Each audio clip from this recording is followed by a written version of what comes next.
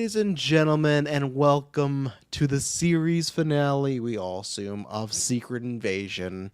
I am the Kenergized, because this episode gave me nothing else to change the name to. Kenergized, the Clown Prince of Podcast, Travis Snell, and I'm joined by... I am the stupid pill popping Kirkland Patzer. I'm the misguided Dylan Muss. I'm the hell is that Taylor Field. Hell was that, Taylor Field? Not even quotation marks around the word, just hell was that. But yes, we are here. This is, as you can go back on the journey, we reviewed every single episode. Really reviewed every single episode of every Disney Plus show that ever existed. But for this show specifically, we have done that. So if you're curious, you're jumping in. But as usual, we'll give you our non-spoilers thought if you haven't seen it. We're sure you have. But if just not in case, then we'll do a little break, come back with full spoilers. Everything you need to know is down below: the video, the audio, the Patreon. Head over there. You'd be listening to our 8-year episode right now. The superhero draft could be listened to. 9 glorious episodes, X-Men retrospective, number 10 coming at you right now, or this weekend, not right now. Our pre-game talk screwed me up there. Lots of good things, and yeah, like I said, soon we're September, October. Soon you'll Patreon producers, you'll be starting to vote on some of the retrospectives, and then most importantly, head over there, because at the Phase 2 tier this weekend, After 9 is back, a morning edition, 10 a.m. PST. We're going to be talking Barbenheimer. We're going to be talking about the box office and kind of get everyone's opinions on, okay, why did this whole thing happen? What's the future stuff? I'm sure we'll talk a little Secret Invasion. And yeah, big shout out to our Patreon producers, Aaron Braden, April Darkness, Joshua Wright, Jack Grant, and Muds. Thank you all for supporting us. Thank you all for listening, watching. Taylor, when we drop episodes, good stuff. The Saw Retro's re-releasing. Side Quest just dropped this week with talking Spider-Man and Pikmin 4. Soon, the X-Men Retro will be on the live feeds. There'll be a Turtles review next week early. We're getting a screening 2 days early here in Kelowna. Whoa. So, yeah, you'll get an early Turtles review. Where can they find all that good jazz? Please join with your internet connection. The search bar at GeekVerse.ca is our home base. GeekVerseCast is our Twitter, and GeekVerse is our Facebook. I was waving at the chat, not at you, Taylor. I know. I saw hello in the chat. I was like, oh, hello. Yeah. Stop, Taylor! No. Are we on Threads? Do we have a GV Threads? Is that a thing yet? No, it will be. I just haven't. Yeah, I will get around. I will get around to it. I liked Threads initially, but my problem is the timeline. It gives you a lot of people you don't follow, and that's a big critique of mine. You can lessen that, but that's been my thing where they need to try that. But I'm sure soon we'll be probably on Blue Sky too. We'll be everywhere. But yes. Just look up These for the are links. all words I'm hearing for the first time. Blue Sky. Yeah, we'll be on Green Pile. We'll be on Black Eye. We'll be on the White Toe. The Brown Pile. I like Black Eye. Black Eye sounds like if Tyler Durden, who made the Fight Club, if they made an app version of it, we'd be like, oh, good on the Black Eye. And, find you out would have been a part of that spot. back in your high school days. I would have been. I was part of the Black Eye for sure, yeah. But... what gave me a black eye was this finale. You know what? I'm going to start, because I usually never do, but I'm hoping that maybe I'm the most negative, and that's how I usually know with the reviews. Usually I start last, but most of the time I kind of get a gauge of, okay, maybe they didn't like this, maybe it's a surprise, I'm thrown off. But I'm going to feel like maybe I might be the most negative. If not, it's going to be a fun time. This was awful. This was really bad. This is not good. It's not like it's the worst thing ever in the world. We were talking about, this is when you know something's bad. In the Discord, when myself, Clay, and April talk about, hey, is this up there with Howard the Duck or Suicide Squad? And we're arguing in a fun way of debating, hey, what is worse? That's pretty much how I can encapsulate my entire thoughts on this episode. I don't think the whole series is awful or terrible, but I think that it has been progressively getting worse, and it's one of these things where other episodes are now affected, and maybe just entire MCU things we're going to talk about. There's a debate of certain reveals in the timeline, but if that certain reveal is a certain timeline, man, that even hurts the MCU, and I hate saying that, right, because it's a very hyperbolic thing.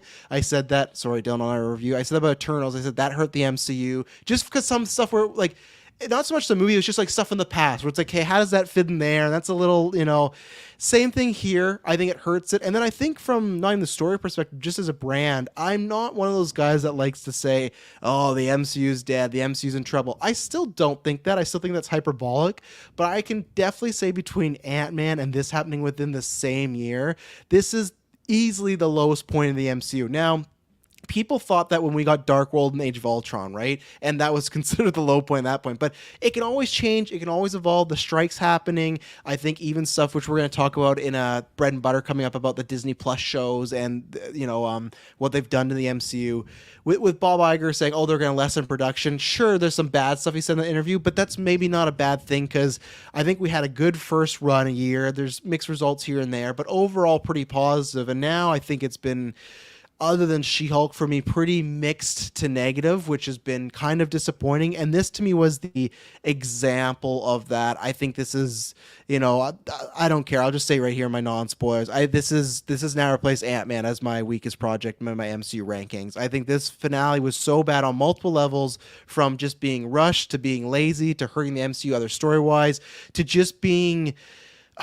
I hate saying it, but just flat out bad. It's previewed as a spy espionage thriller, and I guess these people didn't watch She-Hulk because they did a few opposite things of what you should do. So yeah, I was pretty disappointed. And like I said, I'm not saying the MCU's that all it takes is a couple good hits here and there, but I'm very curious how the rest of this year goes. Loki, I'm not confident in because the writer and showrunner are gone. The Marvels could be fun, but other than Guardians, and that's because James Gunn, we need a couple hits, but I think it's definitely, we're at the, whatever that chart is of the MCU and success rate, this is the bottom. Even more so than the COVID movies when the movies didn't make as much money. This is, I think it's just now the stamp of I can't be guaranteed at least a certain quality with MCU. Even some weaker projects like Miss Marvel and maybe, what else is in there? Maybe even...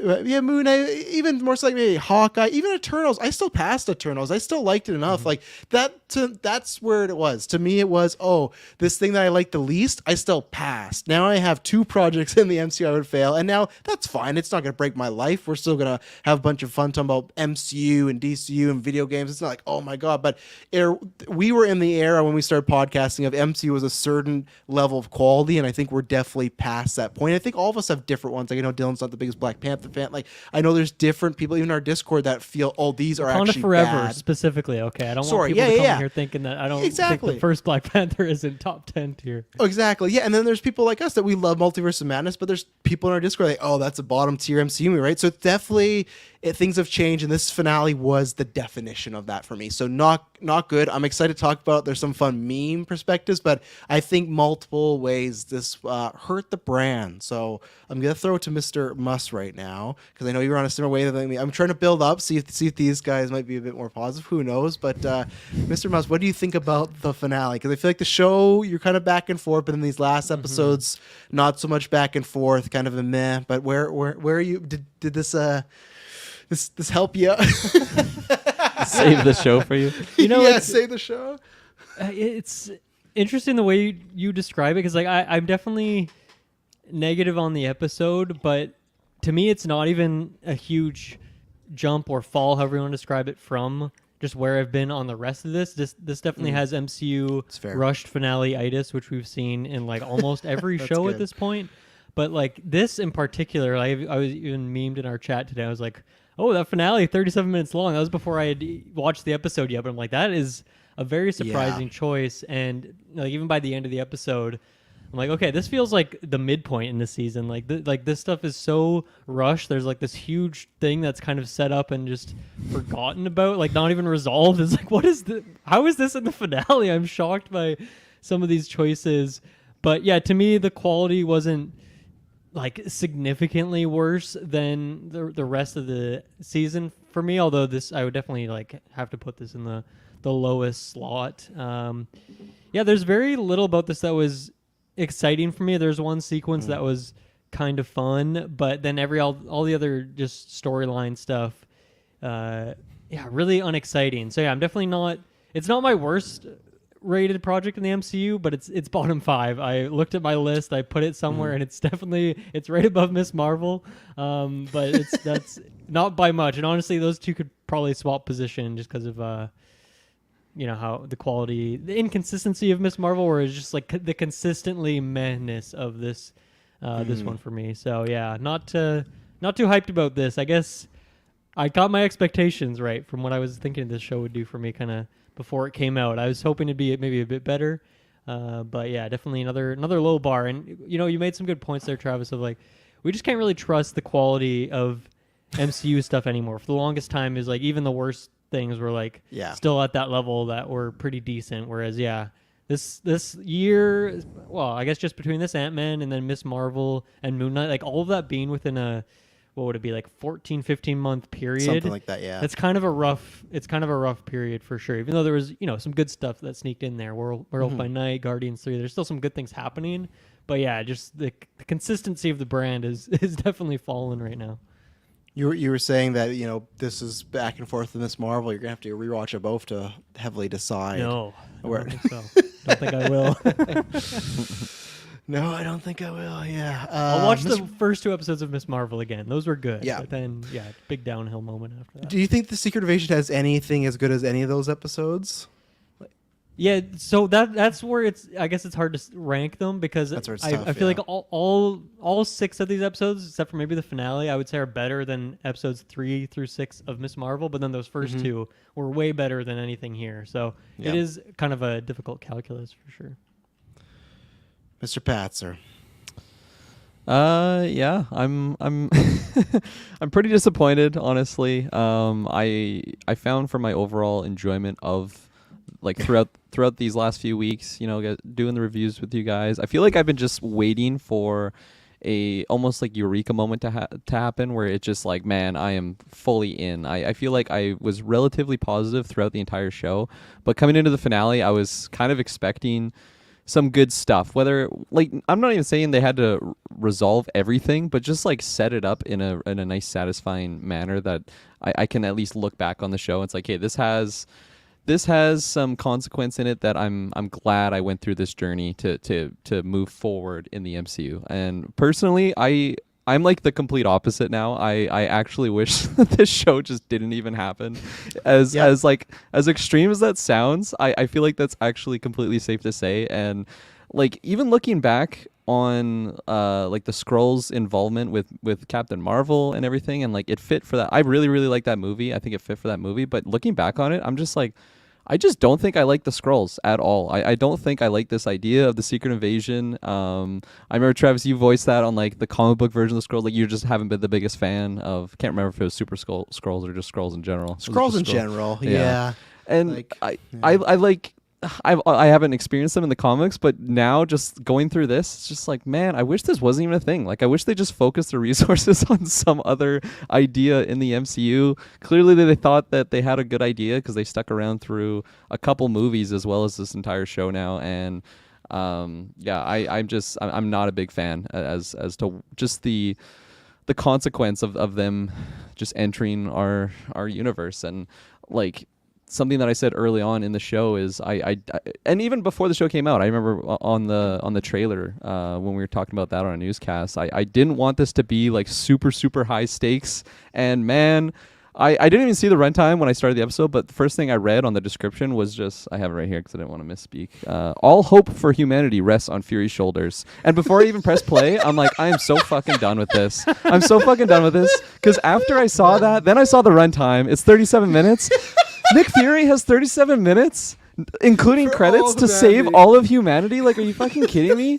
32 if you take, I guess 25 if you take out credits and the last time on. You don't have Oh, to yeah, my and the AI opening He's sequence. speed running, saving humanity. I was actually hopeful that they just got rid of the AI opening because there was some like scenes that happened. I think they had like the Marvel logo and then some scenes happened. I'm like, oh my god, they just ditched the AI logo, and then it fucking came in, and I was so pissed off again. I'm like, I'm so tired of seeing these blurry images. I'm just ranting at this point, but yeah, I was not happy with this, and it actually sours like I've already said, like my thought on the overall Skrulls. And I also just think that like ever since and this might sound hyperbolic because there has been some good projects for sure, like since the Infinity War saga, but I think since that moment I've been kind of just giving the MCU like a pass because they've took me on like so many high roads with some just a great emotions in the theater, just like riding high. But like I don't I it's probably just wearing on me, honestly, like whether it's these shows or just some of the projects that have been going on throughout this phase. And I was speaking about this with a coworker today because I'm like, yeah, Secret Invasion finale, he's one that likes to binge, so I'm like, this is a perfect time to give him to the show. And he's like, honestly, like I've just haven't really had that same magic like ever since the Infinity War saga. And I'm like, man, like I can't even like counter really hard. Like he's already seen Guardians 3, so he's seen like the best thing that's come out since. And like I just don't really hot have take. much. I don't really have much ammo in my belt right now to like pitch people to jump in on some of these shows that I'm going. Like, how can I convince someone that's pretty meh on the overall like phase of the MCU on just some of these shows that have come out? Like, I can't, in good conscience, like. Say None of that them you're are gonna have a good must-watches. time going through Miss Marvel or Secret Yeah. Invasion now. Like it is pretty weird just comparing it to the era that we were in those glory days of just, I mean, even comparing to like DC and Marvel, you know, we're always making those comparisons. Like Marvel's just doing so much better than DC, and now it's just like, holy crap, we are totally flip the switch. And yeah, so I kind of was ranting there, but overall for this episode, extremely disappointed. I don't think I'm ever gonna rewatch this show, honestly. And just disappointed, like across the board. Obviously, like really try not to say too much spoilery. We'll get in there. I'll let Taylor go, but yeah, I'm pretty heated, actually. That's good. I have two things to clarify. One, I said none of them you have to recommend. I meant of like kind of this year. I still would happily recommend like Loki, WandaVision, Falcon Winter Soldier, like that early era of Yeah. Disney Plus when I think they had a lot of time to cook on those shows and have agree. more. It wasn't so rushed. But then the second thing I was going to ask you, Kirkland. You said Guardians 3 is the best since then. Does that mean you put Guardians 3 over No Way Home now? I've only seen Guardians 3 once. Disney Plus next week, just so you know. There you go. I think it's honestly has a chance of surpassing okay. it, but which is crazy because I am such a Spidey guy. That's why but I asked. Yeah. I think of that movie so highly, and again, I've only seen it once, so I think another viewing will go a long way of just I don't know, balancing that barometer out a little bit, whether high or lower. But it's just so well done, and I think the fact that I had such high expectations from loving the first and second movie, they like met it and surpassed it in my eyes. So it's just, yeah, I have it very, very high on my over rankings. But yeah, I haven't even looked at my MCU rankings since seeing the show. I can tell you right now it's going to be pretty damn low, but I don't know if it's right at the bottom. So we'll have to see what happens, but yeah. We'll do it again in the future. Taylor Field, obviously there was a time where everything you'd be positive. Obviously that's changed. It's been 8 years. You've been grizzled. You got some grit now. So usually I keep you last just in case. So Taylor Field, what, I don't know if you can say this episode was long. Yeah, what the hell was that? Yeah. I don't know if you can say it was long because like Dylan, when I pulled in and I saw 37 minutes, I just laughed. I'm here at midnight. I fell asleep too. I'm like, I was saying finale. I was so bored. I fell asleep. Listen to fucking Gravik and Fury talk about shit. Even though I like the scene, but Taylor Field, what did you think about this finale? Like 37 minutes can disappoint a lot of couples out there, you know. A lot of couples. Wow. Yeah. Pretty happy if I make it that long, Taylor. Taylor's got a 37-minute minimum. At least 38. Yeah. Very impressed. A quickie in his house is 36 I minutes. told Madison, yeah. 37 minutes, Madison? No, we're doing 38 now. This episode was just I didn't look at how long it was until I think it was probably the 15-minute mark I got in. Then I toggled the switch because okay, how long do we have left? Because I feel like they're really rushing things. And sure as shit, yeah, there's not that much time left. I'm thinking, oh my god, the hell was that? This is just really, really rough. The moment this episode started, you could really feel how expedited it was, and the fact that they were trying to accelerate certain things and certain narratives, which I was not jiving with because things were quick cut and changing around. I felt like we got no breathing room. Everything that they kind of were trying to build up with our characters and the relationships and leading up to this was all squashed away because they just were rushing it. They're going way too fast, and I think that's ultimately really, really damaging. This series, I feel like if it was written a bit better, should have been maybe 8 episodes just to kind of really add a little bit more weight to everything that was going on, because a few episodes ago, once Gravik had like his boys turn on him, then that's when things just started to really, really rush, which is a shame. So they really shot themselves in the foot, and I'm wondering, like, how do you get something like a story like this written so poorly? Like, I enjoyed certain things, but I do feel like the writing of this has definitely gone downhill. And how can anyone green light a finale like this and think, yeah, those writers did a good job on this, when you watch it and it's 25 minutes of just waste. You don't get anything, not even a post credit. No, not a spoiler, but it felt like a cop out to just do certain things, and I did not feel satisfied. I felt like it was just 36 minutes of foreplay, and then it was just like, okay, bye, and that was it. I didn't get the big finish, and it kind of left me hanging there. Well, you answered why someone agrees, because they got to hit a quota, they got to have content for a streaming app, and maybe that stuff they'll change in the future and realize that. And I think they've already realized it's not completely working, because they're going to be selling some of their stuff on, like, Hulu's going to be on, or Secret Invasion's going to be on Hulu. I think it already is. They're going to be, and they're selling stuff back to Netflix and other Amazon to, like, Selling their set pieces to make extra money. No, back. not that. More like, hey, you want to show an Endgame on Netflix? Here, we'll show for like a certain amount. So I think You're that's gonna see just Nick the Fury's reason. 2 pop up in a Hulu show here pretty soon. Just that thing too. Is that the harvest? Well, there you go. So, I don't know. I was gonna say we'll try to be as positive as possible, but I can't promise as we go into spoilers. But I think you buckle up. We're at least going to have a good time talking about this. So, we will be right back, and we're getting to spoilers. And we're back. So I don't know where to start, because you got the Rhodes thing, you got the Gaia thing, you got Gravik's ending, you got the ending of the show. I really like, President. and I have big issues. The president, I have big issues with all of them. I'm trying to think. Start this off. Is there anything positive or anything you really liked? I will say that I actually liked the conversation that Gravik and Fury had, and I wish there was more of that throughout the show. I think that Gravik and him had. I think there was.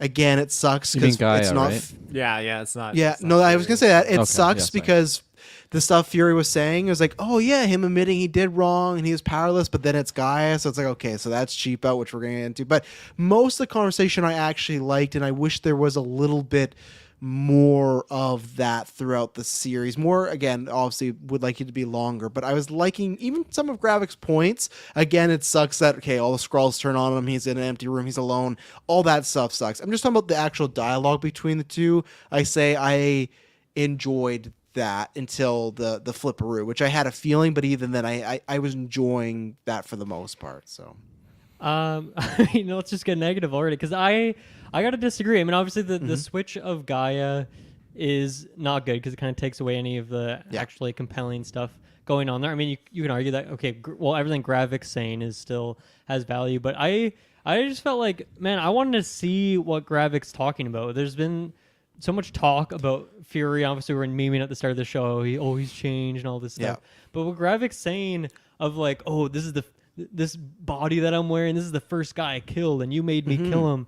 And he had a family, and like, he was kind of misguided. That was the line that really threw me off, where it's like, what, like, okay, so I guess he was like a bad guy to some extent, but that's the extent they're going to go to it, is that he's misguided. Like, to me, it doesn't have to be a longer show, but like, I wish we got maybe some more flashbacks of seeing that Fury instead of just being told about him, because I think that just completely took away any of the suspense or intrigue. Like, especially when all they said is that he's misguided. That just felt like such a weird cop out. Like, why wouldn't he not say more? Like, it just felt very bizarre. And like, we did flashbacks.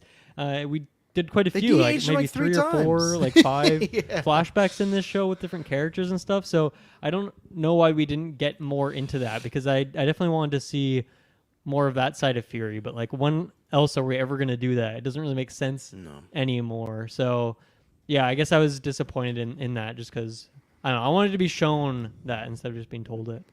yeah, that's fair. You have a good counter that I liked it, but I could have used more. And before you go, Kirkland, on the point of flashbacks, we talked about where we were ever going to see her. We got that answer that no, we never got any Marie Hill flashbacks for any of this. We thought, well, maybe that's a chance. Maybe she'll be in flashbacks. They'll Right. flesh her out there.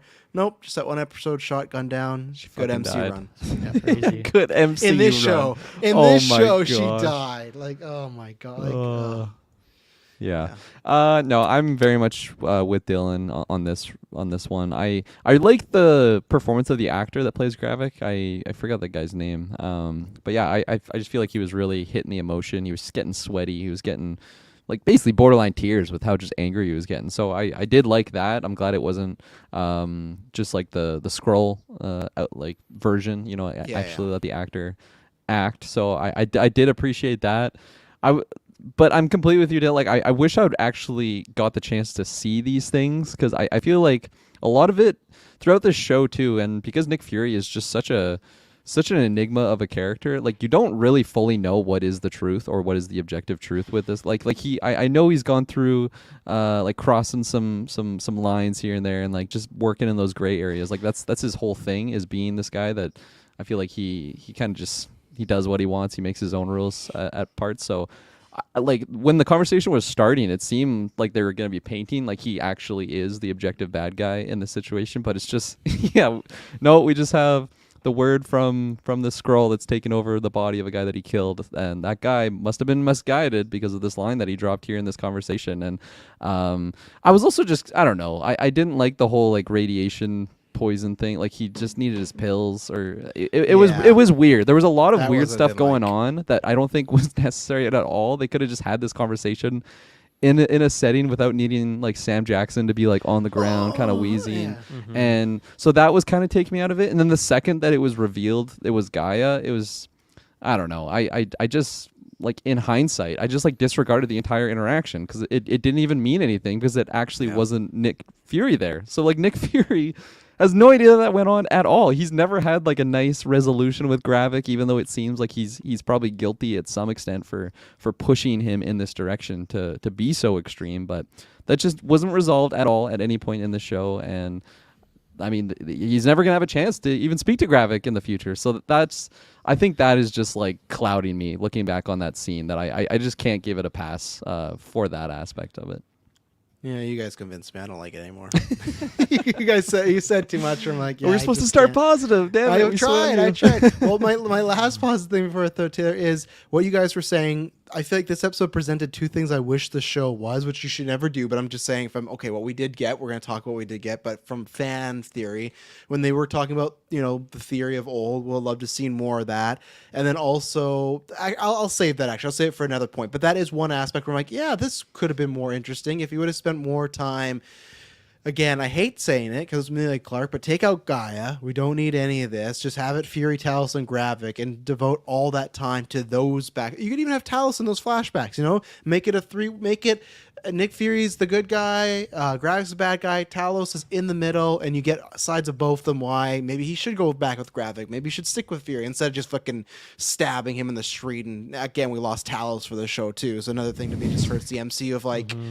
Like it wasn't worth it. It's the Thanos meme of like, was it worth it? And I agreed. I didn't say this before. I agreed completely with Kirkland that it sounds bad, but I wish the show was just like erased from the MCU now, and that's bad. What did we review? Like Miss Marvel or like Ant-Man Quantumania. I never would think that should be erased from the MCU. I didn't think it was that levels of bad, but some of the reveals and the way Talos I think was a great character in Captain Marvel, and we lost him here. But Taylor, what do you feel about Gravik and Fury? Well, Fury got that whole scenario set up.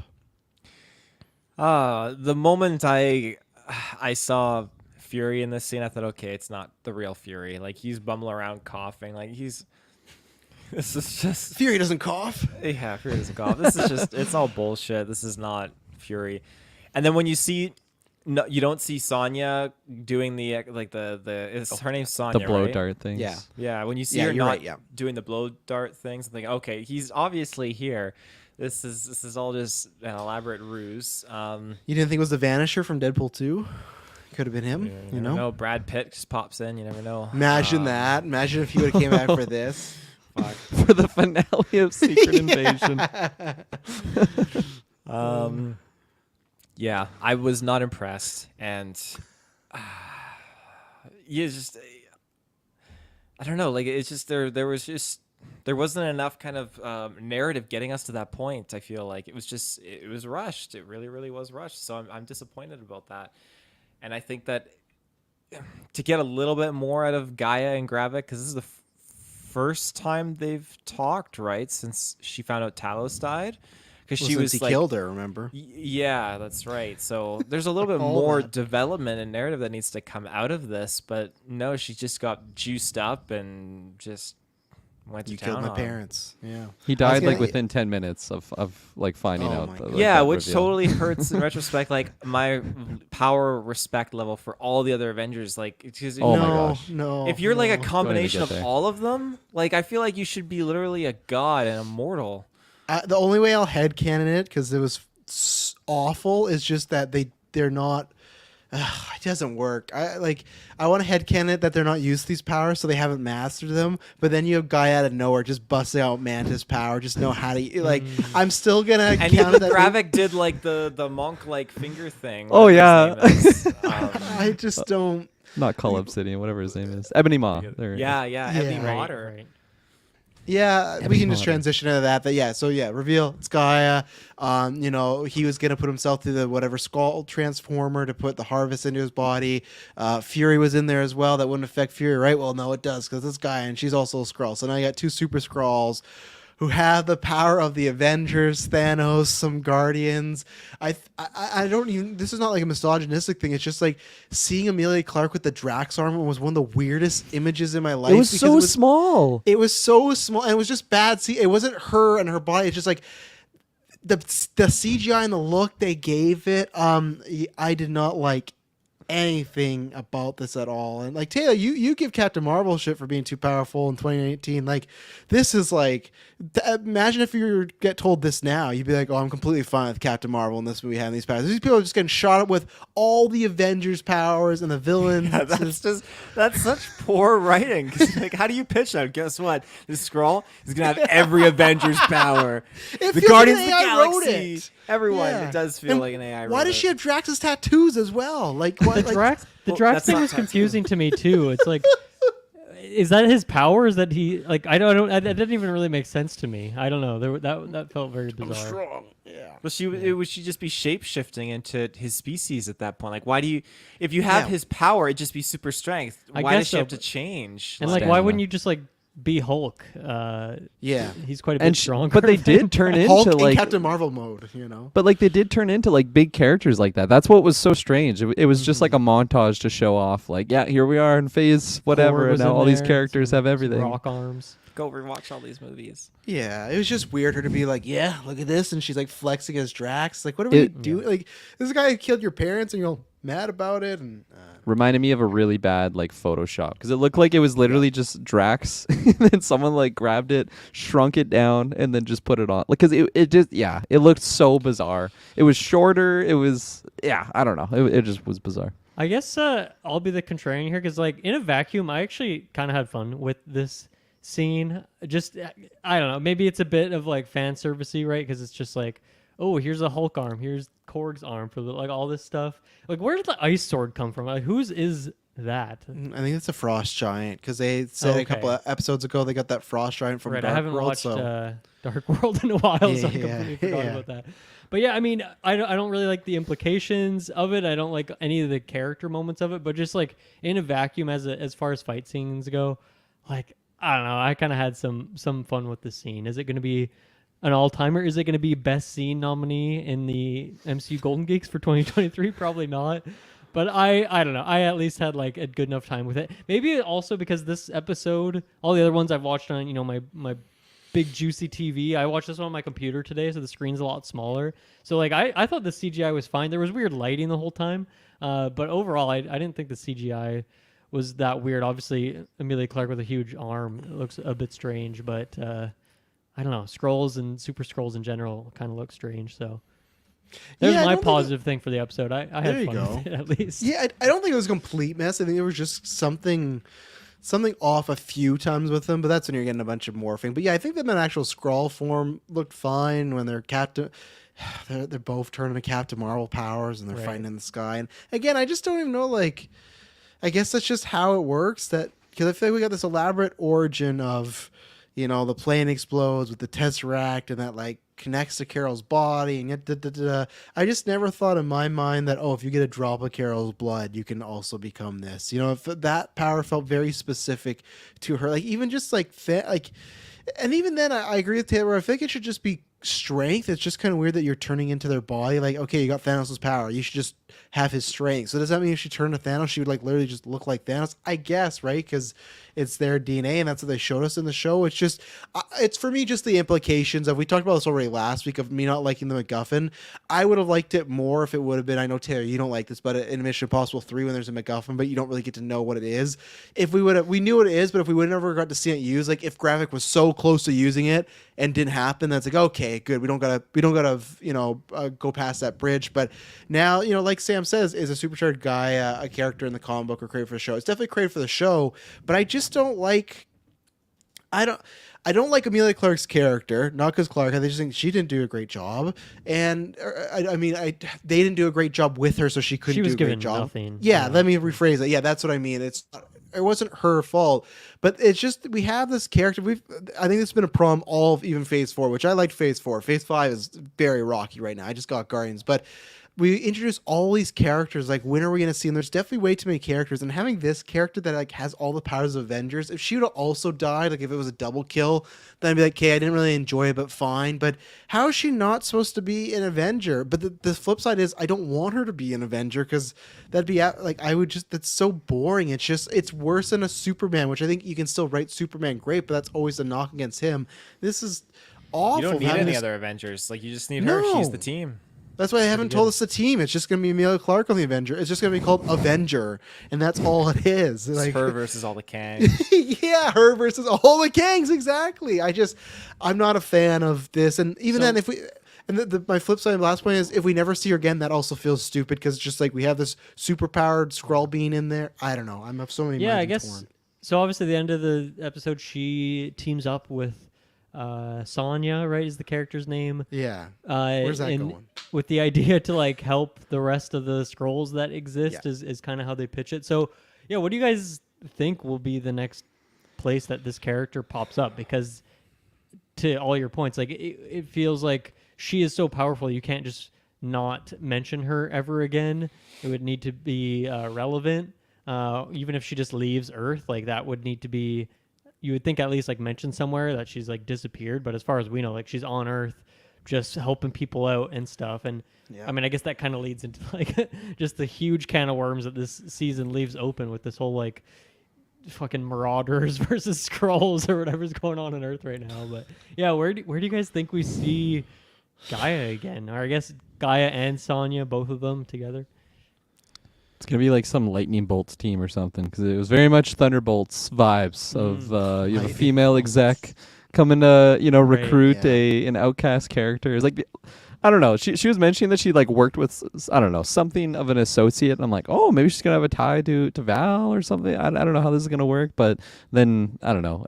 They led to the whatever cave that would be the just with everyone sleeping, and it's like, okay, no, this is gonna be something completely different, and it's a little bit too close to the idea of. I mean, I don't know what it's gonna be, but just the initial setup kind of reminded me too much of just Val recruiting people. So, and I think it's mostly just knowing that this character still has these powers and is still gonna be around. I love Amelia Clark for sure, but I just.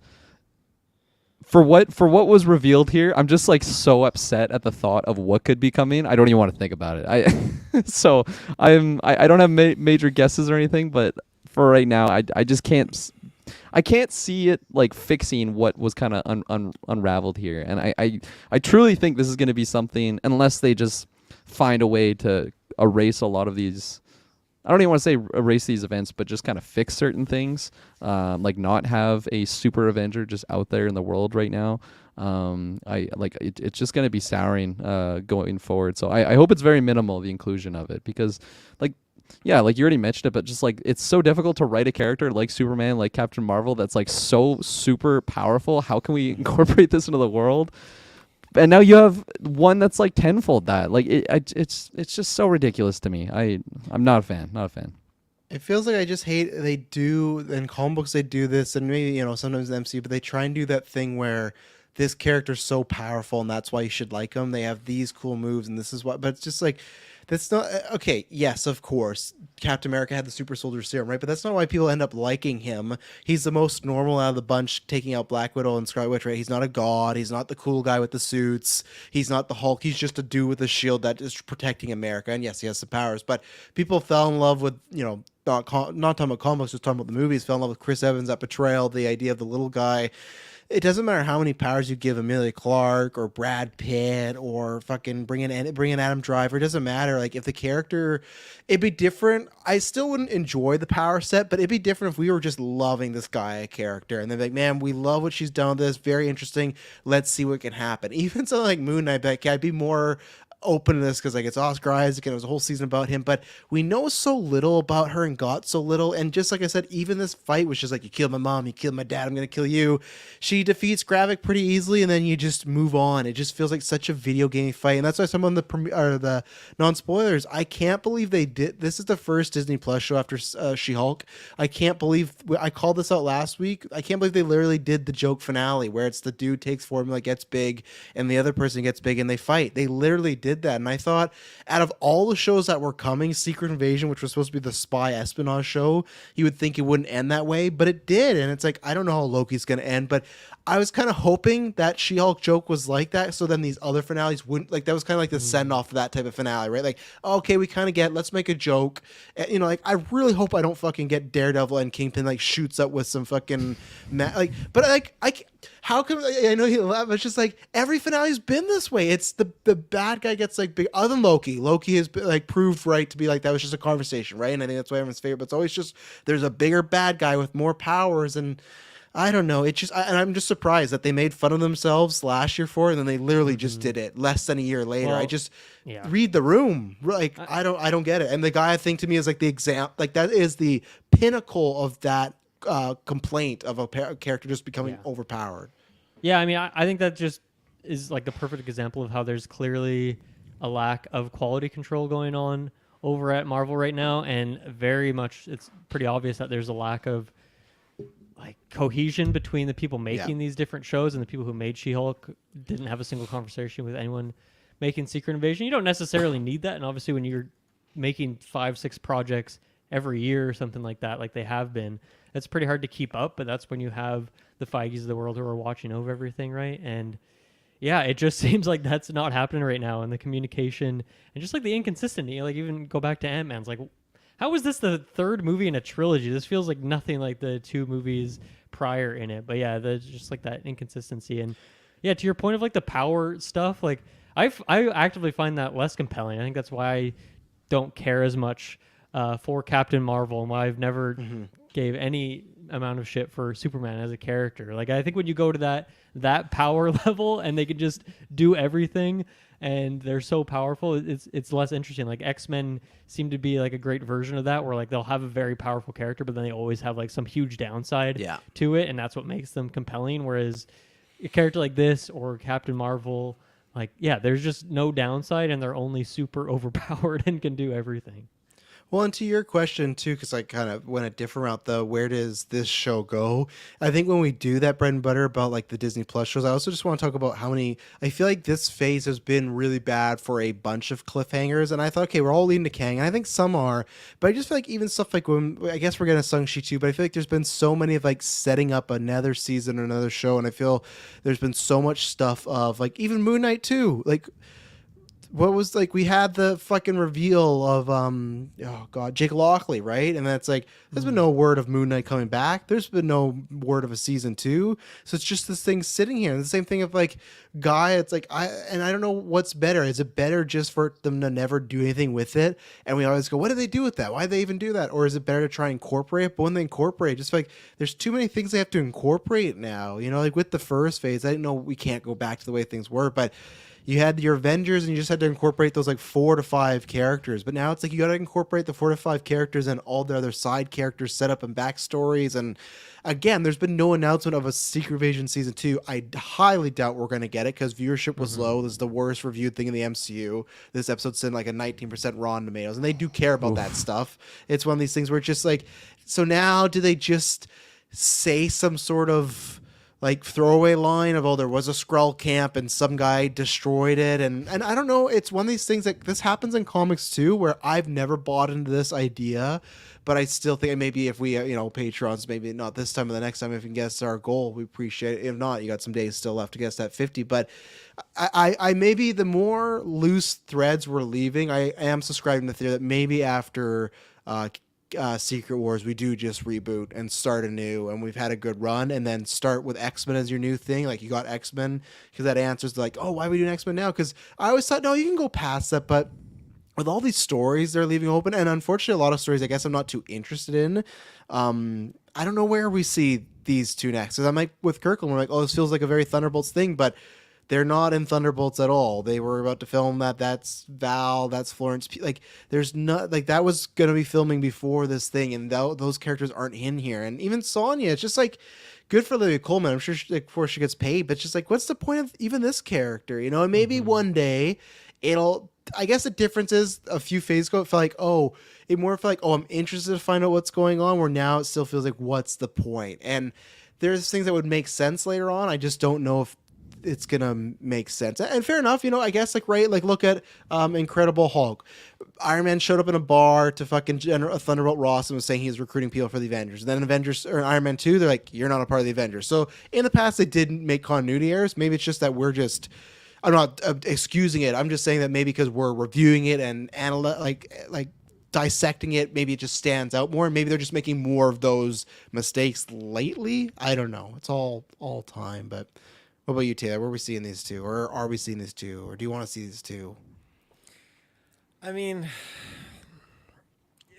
I mostly am just trying to figure out the whole thing with Gaia. Like, I'm still reeling on her power factor, to be honest, and just the fact that now that she's got Captain Marvel's powers, is she going to be like the Marvels? Is it the 4 of them now switching powers around? That'd be bold, but I don't think so. But technically it should, because Someone turns into Gravik, swaps places with him on the ground. because they said Hold the to their powers heart. were based on their light powers in this newest trailer. Like, that's why they're switching, and she has those same said powers. So God, that's gonna be the fucking end credit watch. And then I guess it's the end credit. Then I could say, okay, they're tying together, but I just don't know what it would be. Yeah. All right. Let's say. Let's, I thought Taylor was going to say more there. that's okay. Let's take another ad Sure. break, and then Dylan will go here. So we'll be right back. And we're back. Dylan, please take us away. Yeah, so at the end of the last episode, there was a big cliffhanger leading into the finale thing of Nick Fury calling someone and saying, "It's time, let's do this." So I guess, at that point, that was not Gaia, that was him, clearly, because like his breath, and he, like, only he would know where that thing was.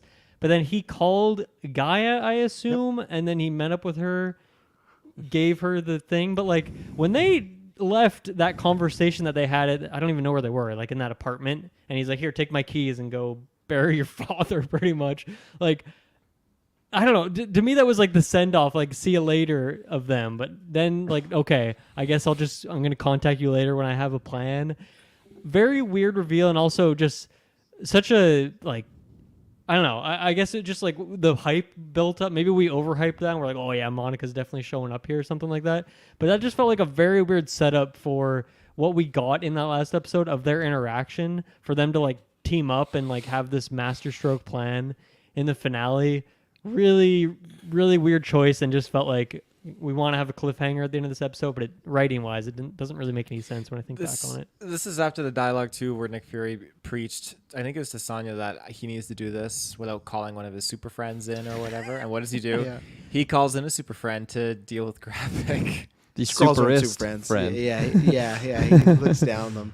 No, I don't think you're, Dylan. I don't think, like you saying, like, maybe we read into it. They knew what they were doing. They left the end of the penultimate episode with Nick Fury calling someone saying it's time. They knew exactly what they were trying to build up there, and I think that's cheap when you don't really deliver on it. And I think it's cheap too, the conversation him and Guy had, because there they're like trying to it's one of those where they're trying to trick the viewers. It's not like an Ocean's 11 Mission Impossible where something happens and then they kind of smartly reveal. It's just like, oh yeah, they did have another conversation after that, we just didn't want to show you that. It's like, okay, to create this twist, right? And even then it was an odd conversation to have to lead to nothing. And I think that's the problem with that, the cliffhanger and the conversation I had last week. It felt like it was primarily put in there just to be a twist for this week, and that's poor. You can do that, but you got to be good at that. Like, and even Saw movies aren't great, but some of them are much better at what we saw here. That just felt like purely writing for the twist to build up some hype for the finale, and no one showed up a guy, and now she's a mega Avenger.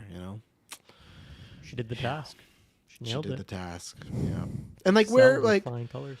like Fury's going to space, and like he doesn't care what happened to Gaia, and like she has all Right, these no powers. debrief. He doesn't actually No. know if she did the task. He's just like out there. Yeah. I guess she sent him a He's like, I text. killed Rhodey, and that guy, he was shit talking me, and I got my revenge. I fucking and now showed I'm him. fucking going back to space to go be with the Marvels. And like the wrong people are. But then he being comes killed, back, too. we know, in the Marvels, right? So it's like, oh, it's so weird. He does 'Cause- come back to Earth on yeah.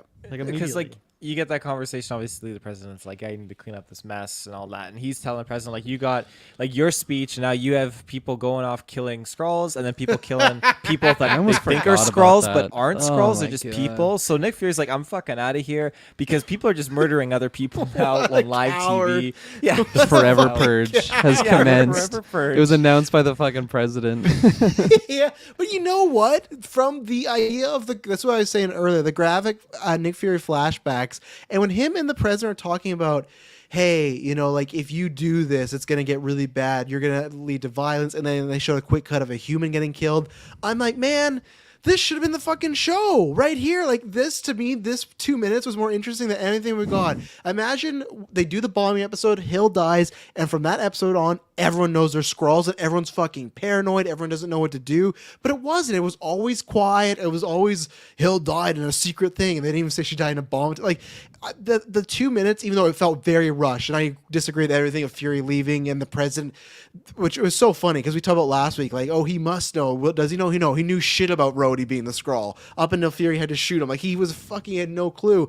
But everything they pitched in that 2 minutes thing, I'm like, oh, that sounds way more interesting than anything we got. And maybe that's what they're trying to angle towards a season 2, but it's like that doesn't matter.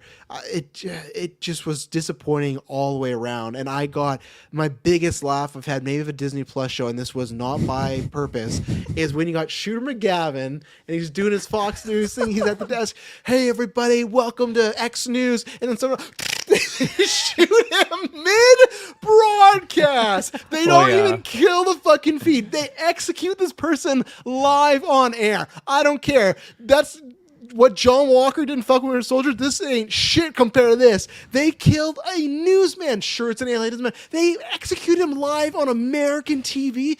Even the news, when people get assassinated, be like, hey, they show the video and they cut it off. Like, you don't see fucking JFK getting blown up all the place. It's like you would just see images.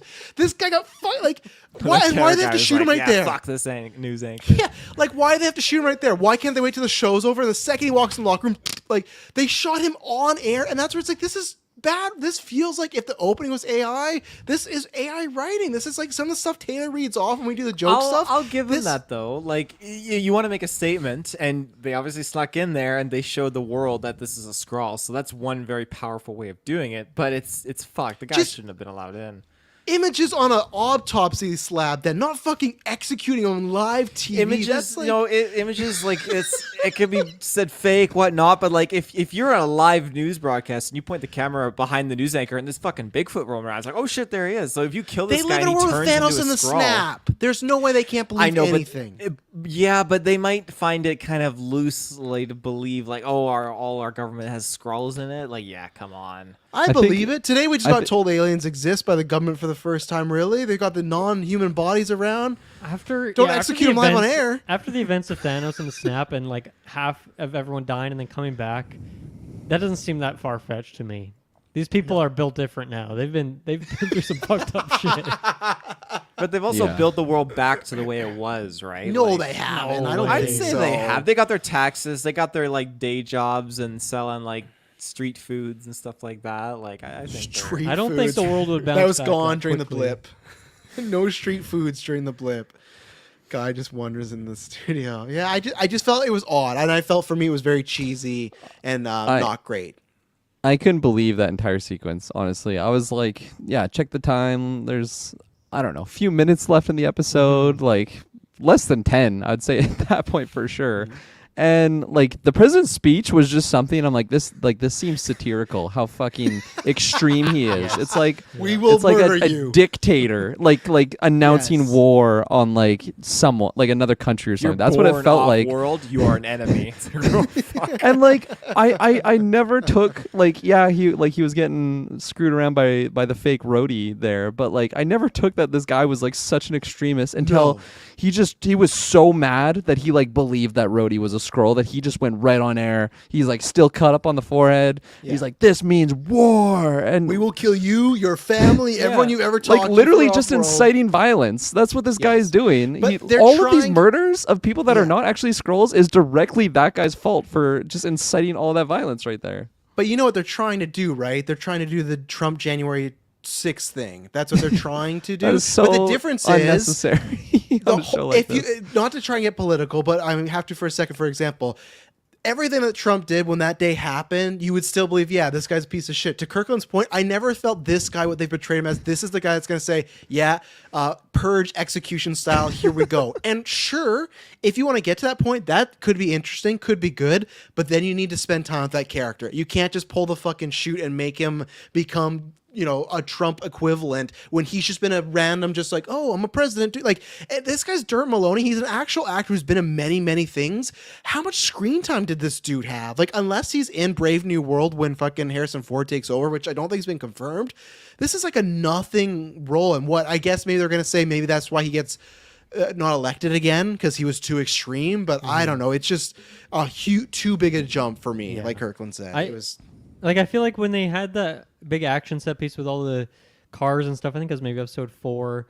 Like, it makes sense. You can insert the president into a scene like that because then it adds some stakes, some intensity to it. But to have so much of the tension and suspense in this episode be put on the shoulders of that character, of that scene in the hotel room, which I feel like they cut back to it so many times of like them just having a gun up to Rhodey and like them just talking about it and trying to explain it to him. I don't know why that scene had to be as long as it is. And then having that scene as well, which is like, yeah, that seems like a mid-season reveal. And then the rest of the series, you're going to deal with that. But instead, like, we're just going to leave it off on this and we're not going to probably ever discuss this again. Maybe I don't even know. I can't even foresee a time. I think I bet a throwaway line in Brave New World, just because Harrison, like Thunderbolt Ross, the is new president. like this guy got voted out because of that. If they even decide to, I mean, I guess all of that would have been, all of that would have been filmed before the show came out. But they can still edit it differently if they want, based on like feedback of this show. But I don't feel like the MCU actually really does that. It seems like they kind of just do what they're doing and go with it, no matter what. So. We'll see about that. But yeah, I think that was such a huge mistake to put so much weight in the episode onto this guy's shoulders. And yeah, it's like not like a performance fault. It's just like the writing, how much time we've had with this character, and just the overall quality of everything makes it pretty lame. And like, how the fuck was the security so bad for the president again after multiple situations? How are Fury and Sonya able to take out everyone? How could they not have had like the entire U.S. fucking army at this hospital? We're in a foreign country. Why is he still in a public hospital? Why is he not that's like a great in question. a bunker underground? The fact that happened last episode, and maybe it's something you could make it be like, oh well, Rhodey has the keys to the kingdom and he told him not to, but like clearly that's not the case, because that other lady who was coming in and she's essentially like shutting down all of Rhodey's advances on wanting to like get the US to attack Russia, and he's like having a little temper tantrum, which is so goofy and weird. But like clearly he doesn't have that much power, so it doesn't really make any sense at all that their security was so bad. And I guess, are we supposed to think that Nick Fury's and Sonya are just that good? I don't think they're good enough. Nor they clearly don't. Well, I guess Sonya has like maybe some strength that was never really touched on. Right. But they are not strong enough to take on. They should not be strong enough to take on like the forces of the U.S. protecting the president after he's been multiple like attacks on his life have been made in the last week or two. Like, Well, his guards none of are that really injured. made sense. His guards are injured too, because when the president's like, "Give me a gun," his bodyguard has his one arm in a cast and sling, and one hand's him like a gun. Right, like that guy, you put that guy on the bench and you bring out 10 more dudes. Yeah. What is I that? just because I guess you're right, Ted. They are in another. They're in Russia, right? Is that where they are in Yeah. that moment? I just and maybe I don't know how this works. I just feel like knowing America. No offense to my American people, but if the president, any president, was in Russia and has been shot or stabbed, and they only have a few guards, they are gonna fucking send whether it's legal or not. You're getting planefuls of fucking dudes there to pick up the president, and he's gone. Or they're saying like, I don't believe for a second unless they'll spin it like, oh yeah, we hated that guy. We didn't want like if Joe Biden were to get shot tomorrow in Russia and he was just in some hospital, there's no way they're fucking leaving just like 10 dudes with them and like and In there's a cast. threat. Yeah, you can cast. You And would there's go- a threat. You'd hit up Doctor Strange and be like, hey, can you like maybe teleport this guy back to the U.S. But- or like and you would I do swear- anything. If we fucking find out that the Avengers have been a unit the whole time and it's a new team, we just haven't learned them, that the fucking in Iron Man 3 they saved the president, but they couldn't call the fucking Avengers to be like, hey, I'm in Russia right now. The country you might go to war with. Yeah, it's not looking good. My soldiers are hurt. Like, I need send one of you. Where's Captain America? Where is Captain? He is or do you fucking want- Captain America. Would the president be like, hey, Rhodey, maybe you should get your armor or like Yeah. your suit or something? Yeah, just and then bring be like, it in wait, you case." don't have your suit? What happened to your suit? It's at the mechanic shop. Like, what's going on? What's wrong with your suit, buddy?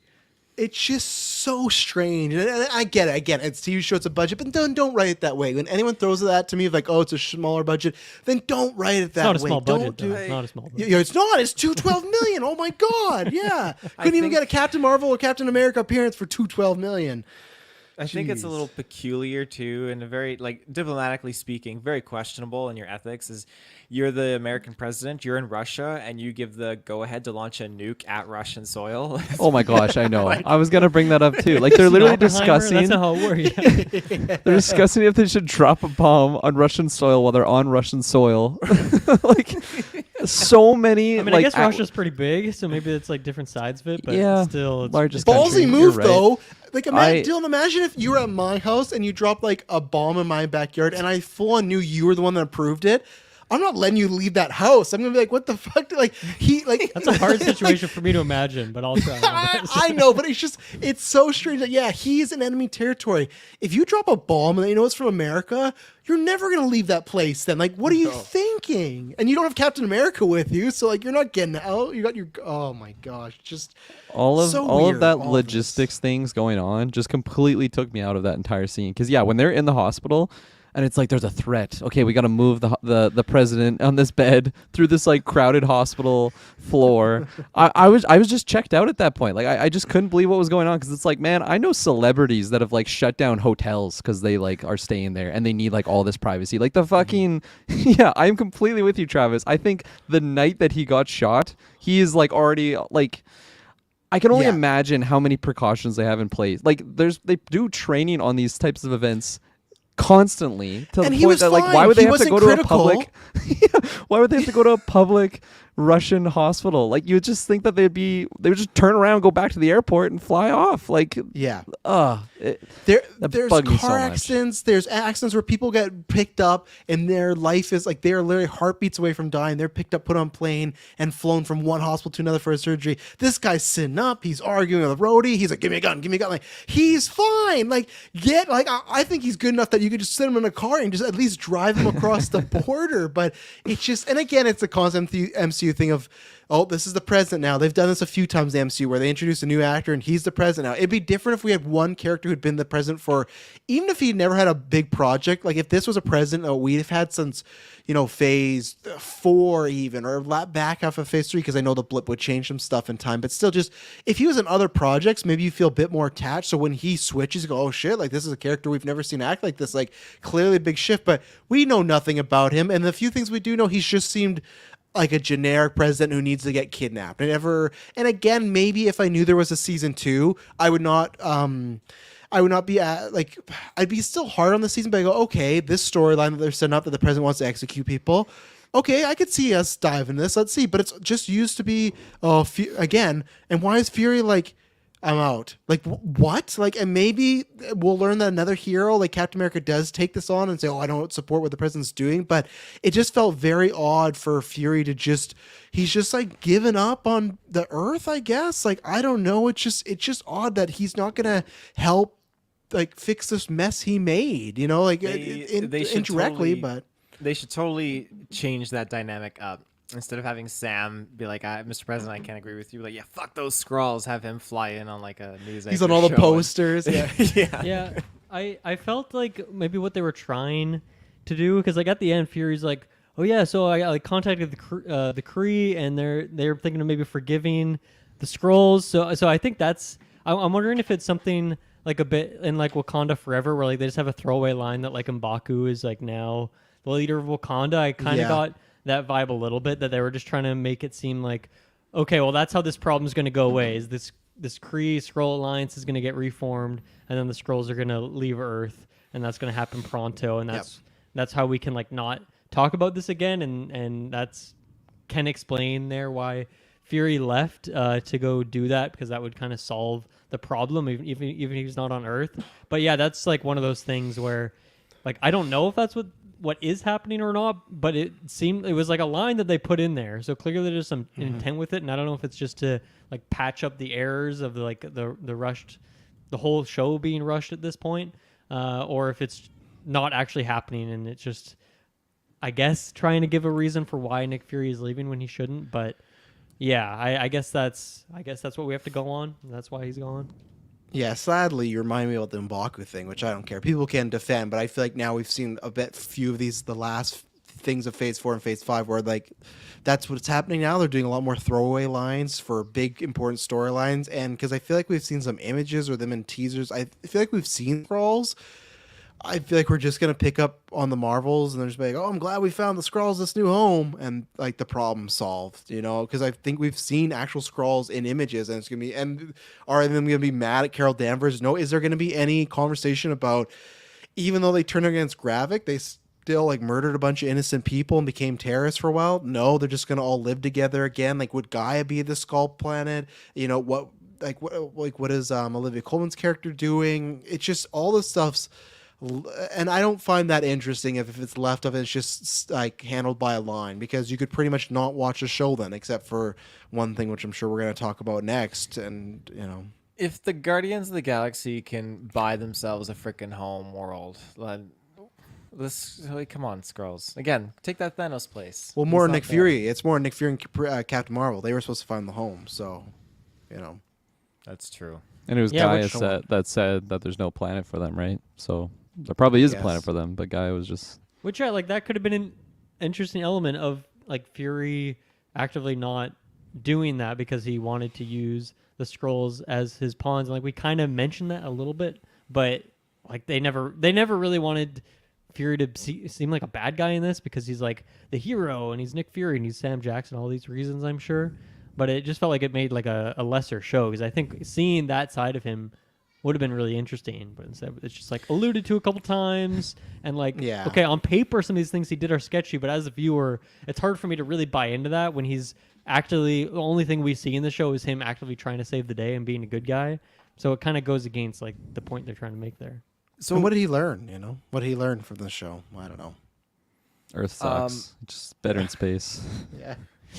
Is his plan now to find a new location for the Skrulls still one of his mission objectives, or is he thinking like he's going to set up this peace treaty with the 35 Kree years so that the later. Skrulls can live on a Kree planet, or is this I think peace treaty so. just to I stop the think that's the Kree from plan. following them? I think 'Cause that's the he's plan. like- I mean, at this point, Yeah. I feel like there's not a ton of Skrulls kicking around. Like they've already been they've been massacred a couple times. It's kind of like Asgard at this point, you know, like they lost their numbers. Isn't there like 1 million of them though? Didn't they say in one of these episodes? Right? There's Yeah, 1 but million now of them on we Earth? saw At least a 20 of them montage died of at least in two there. dying. Right. In I'm sure thousands of them the died. American. Yeah, because he did say we can find out who you are. But like and the we will kill you, Kree, so. pretty powerful, right? Like I feel like they could fit, let's say, 900,000 Skrulls somewhere, Yeah, guess so. It just but not a single one's gonna be left on Earth. No, because there's no way any would stay behind. No, like that's Even how they're probably Fury's gonna gonna write ship off Vara. He's gonna say see you later. Like, there's Yeah, no one sorry. there, They just gotta leave the country because the state's president. He's the only one waging war. Just go to Russia. Russia, you're fine. They just welcome Rush with open arms. They just but become great the track new- record in All of our Russia, reactors, these our old reactors, you can stay in. Yeah, no, I don't know. Is that how they write off Gaia? That they say they find a new planet and all the Skrulls went there and Gaia's just hanging out on the She's new like Skrull, the god of this Yeah. planet. Yeah, and they're just I guess there. so. Like that might be it. And because It is so they'll be like, oh, I uninteresting to dropped me. Gaia off. Yeah, like every Well, like- scenario. Like actually, like all these things with the scrolls of like where they're gonna set up, and it's just like I don't want to sound super pessimistic and negative, but it's just like it's so uninteresting to me now. Like I've experienced this full show of the scrolls and like where we're going next with them. I'm ready for the next adventure in the MCU. Just send the scrolls, I guess, away and just have that throwaway line. I don't need to see it. I don't think that's gonna That's go fair. that route. I think it's a little extreme, but that's just yeah, and that's like such a big downer, I think, for me for this finale. Is just it shifted my whole view dramatically on just kind of where we're at and possibly going forward, at least with the characters involved with this show. I've always loved Nick Fury, but I see him slightly lesser after after this. What a waste of Sam Jackson. They got Sam Jackson for a Disney Plus show. Finally, we got a project for Nick Fury, which I think could have been really fun, even with centered around the Skrulls. Okay, and this is what they used it for. You know, it's just Yeah, I mean, we could look at that as like someone did that for Black Widow. Even I like Hawkeye Yep. more than most people, but yeah, it's kind of disappointing that like those three characters who have been in there since the beginning, such crucial characters, like finally got their projects, and they clearly weren't given as much love as other ones. Once again, obviously, you can make a case for any of those, and I Yeah, think, so, you know, like, for Black me, Widow and Hawkeye- Hawkeye are like miles and miles better than this show, Yeah. of course. But yeah, it is too bad that it took so long, and then they didn't really land it. And I wonder, yeah, it's just a lack of passion there. Is it just the lack of time that they're being given? I'm not sure. Like even with this show, we've talked so much about like bad CGI being a thing of like clearly this project was rushed or not given enough time, and that's like a dead giveaway. It's hard to say that as much for this show because there's not a ton of CGI in it, or at least if there is, it's like it's like a background or something like that, and it's like not as easy to tell as some other powers or like log truck scenes and things like that. But yeah, I feel like 212 million. those same issues. Yeah, 12 million. That end for a fight log scene truck. that was at least 150 That million. yeah, That was their probably all-in, an that last fight scene. expensive scene for sure. 'Cause Probably. you got to get Batista in to flex Yep. his arm once. You thought I was gone, but no. But that's the thing. I feel like so far, even like you brought up Black Widow, which I would agree from a movie standpoint, maybe feels like a little bit of a waste. But I always I give that a mulligan because again, at the time we couldn't do that because we had sexist people in charge that didn't want to do female superhero ones. So it's like, okay, I'm fine with why you did that later. ScarJo deserved it, and even Hawkeye, which I ended up being disappointed in the back half. I didn't feel like this. I didn't feel like they wasted Clint Barton. You know, like I feel like we got some good stuff in there, like Kate Bishop, and like I Yeah. said, maybe the ending was meh, but there's lots of stuff with the PTSD and feeling alone and him being deaf. Like even with Miss Marvel, that you can't call it waste because it's set up, but I can also go, hey, like us are really in the minority, right? Most people we talk to love Miss Marvel, so I can't even Right, call that waste because I go, okay, we're on the Peak. other side of it, but it's peak, right? And even then, it's not a waste because it's set her up to be in a movie. Moon Knight is regarded to see, but I don't think that was a waste because I think there's good enough time in there. Falcon and I Soldier- don't even consider, even though Miss Marvel is bottom 5 for me, like it's not even a waste because I'm really glad No. we got him on and then we got a couple episodes. And to me, like I've been shown that there is greatness to be had with that character and that pairing and some writing if it all is being brought together in the correct way. And I'm very excited to see her in the Marvels. But yeah, this one definitely feels a lot different and also like killing off some characters that have been could have had so much more potential in the MCU. It's just.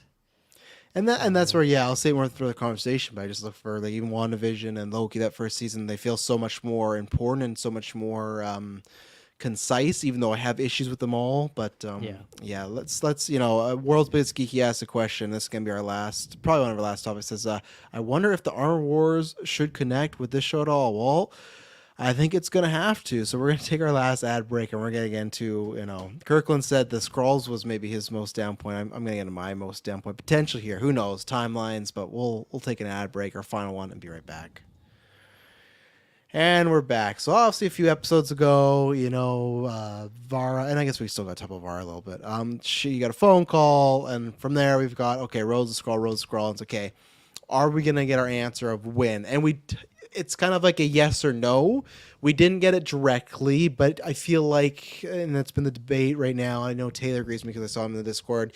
I feel like it is definitely insinuating civil war. Now, I think there's still a chance that maybe it's not it, or there's a chance they see this reception and they go, let's not do that.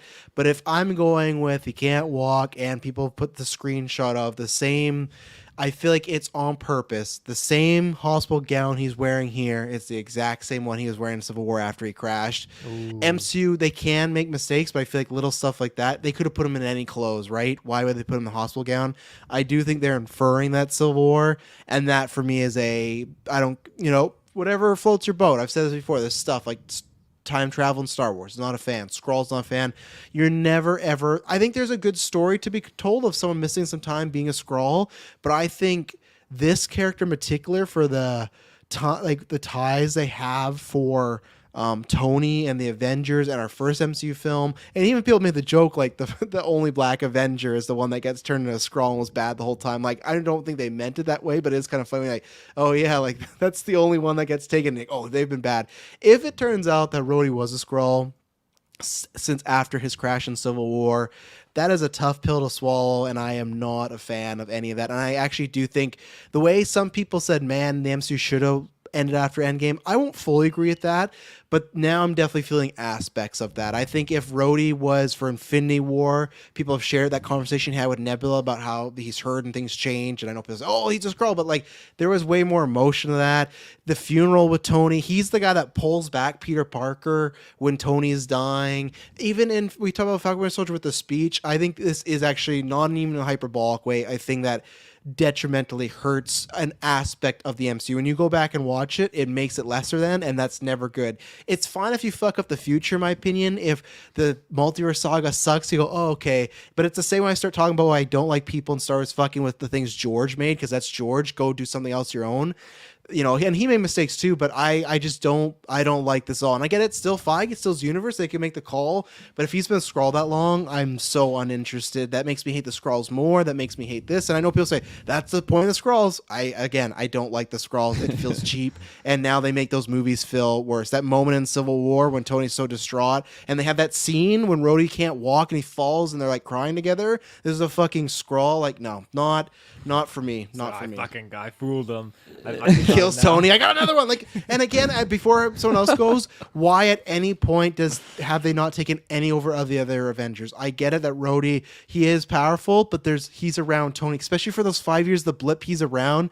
You're telling me, to me, if they had one Avenger, they wouldn't have roped up the other ones. There's just too many holes, story wise and logic wise, in my opinion. If that's the case, yeah, it's very, very egregious to me. I think something that's kind of softening the blow a little bit is, personally, I found that this portrayal of Rhodey... Now, well, maybe I should finish what I'm saying. This portrayal of Rhodey has been, like, super extreme in the sense of, like, it's not believable that he is Rhodey. Yes. To me, watching the show. Yeah, like, it could be just because Gravix, putting the pressure on, like, we actually have to achieve our goal here, so he kind of has to dampen his camouflage a little bit and like just be a little bit more in your face about it. But when I watch those other projects, like, I mean, it seems like that wasn't even a decision at that time, but I never for once got any idea that isn't Colonel James Rhodes, that's like had so much history with Tony, has like just so much chemistry with the other members of the Avengers and all the other characters. So like if I rewatch those projects, I feel like I'm really gonna be able to just disregard that. I think the big hitter though is like moving forward. Like if they really like start doing flashbacks of like just what he was doing between those scenes. But I mean, yeah. So I'm kind of holding off my major complaints with it right now, just because I see it so differently. Like just through watching the show, like I really did not like Rhodey throughout this entire show, because I just thought he was so extra. Like when him and Nick Fury were having those conversations in the hotel room, and he was just like boasting how he basically has him by the balls, and it's like, I see this video, like I can just post it at any time. Like he just seemed like a really poorly written like bad guy in my mind. So it's just the differences are night and day, but it's really what comes after this, and it did just happen. The reveal that this is somewhat around that Civil War era. I was waiting for like an actual date or like time frame, because they just say like you've been out of it for a while. Well, yeah, because we got Ross, so we confirmed that he's been kidnapped. Who knows how long? But there, to me, as a character, like I don't care as much. That's fine. Yeah. But he says like, "How long have you been in here?" And he didn't answer. So I hope they know better than. I don't like it. I can accept if they say, "Okay, Falcon Winter Soldier, that was a scroll," and I go, "I don't like that all, but fine." If it's anything pre-Endgame, that to me is because like that's the scroll that time travels with them, like when they're in the Avengers compound and they're all together, like that's like it's just That's fucked up. yeah, His mission got important. yeah, like it just feels. And again, I get it because maybe if the show was great. If the show was great, maybe we would be feeling different because you're like, oh, what a connection. But like you're saying, Kirkland, at your opening when you said like now looking back at the MCU, some projects you feel like you kind of gave them a pass. Now it's like the gloves are off. I could say the same thing where I go, okay, I didn't like this, but it's kind of a misstep. Here we go. But now I'm not going to judge as easily. And that's where if I look back and it's just... They if they're trying to like, oh, we want to do this because we want Secret Invasion to have stakes. Well, before you make it have stakes, make it a good fucking show and then insert these stakes. But the fact that like, if we get this fucking shit show and Rhodey's like result of this, we lost Talos, Hill, and Rhodey's a scroll because of this fucking show. Like, get it together. Even Feige, I can't call you King Kevin if that's like this. You gotta reel it in. You gotta like. I don't know who anyone would think this would be a good idea. Let's fuck with the biggest comic film of all time, the one that finally beat Avatar. Let's fuck with that some stuff. I know some people are like, oh, it's just Rhodes. I guess, but for me, that's not how the MCU was. The MCU most of the time was trying to feel all connected, and he's had some of the most appearances out of any character. Right? He's like top 5 for character appearances, I think, and so that's like, and a lot of those movies would be in this. Going along with this theory. So if the only thing foundational for this theory is the fact that he's wearing a hospital gown, then it's the exact same one, and he can't walk, so it has to be, Can he not walk? I guess he needed... but the thing is, like, if he's been sleeping there for even, like, a few weeks, I feel like, you probably take... Everybody else could walk in that scene, though. They showed everyone walking around. Maybe those people around. got... For me, because I hate it. If you're right, because I'm just laughing thinking about a fucking scroll in the Endgame scene flying around, like Him man, and I really Nebula got like myself bonding. pickling Gravik, like what did you do? Like, Gravik fucking all owes sucks, this scroll. and I absolutely hate that if that's the case. So to me, there's not quite enough proof to definitively say that yet, and so I'm just gonna headcanon that this is the only time that he has been a scroll because I hate that, and if that gets disproven, then I will go down that road at some point. But for now, I can at least feel like I have enough plausible deniability on that I'm okay right now. But yeah, you're right. All of that. I'm thinking about all these even just like when they time travel back and him and Nebula there, like to think about the scroll making that quip of like he really is an idiot, huh? Which has like always been a stupid quip, but the fact that would be like a scroll, I don't know why that one seems especially egregious for me. But just like every interaction, to what Kirkland said, like it just. That's not my roadie, and like there's so many powerful, meaningful scenes, and yes, he's maybe a more minor character, but he's supposed to be getting a fucking movie going on here. So clearly and they're gonna they don't have think to of him- answer that. Yeah, clearly they don't think of him as that small of a character, and if that's what Armor Wars is just like him reeling with that, I was already not excited for that project, but now I'm less excited.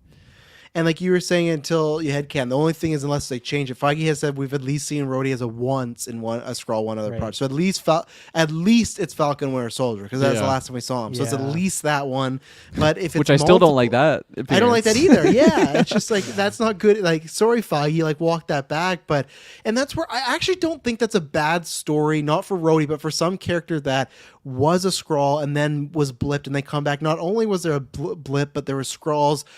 I just think put that for someone else that's not so core, like tied to the core. And you could ask me who that is. I don't know, and maybe I'll think of that in the future. But I think there's better examples of you could do that. Even like they could have spent more time with that with Yelena's character. They did that, right?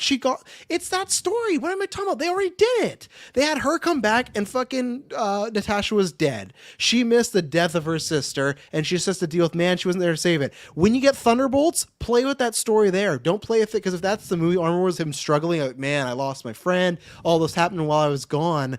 I think they chose the wrong character. Where Yelena, who we're just getting to know, that's a perfect character to do that with.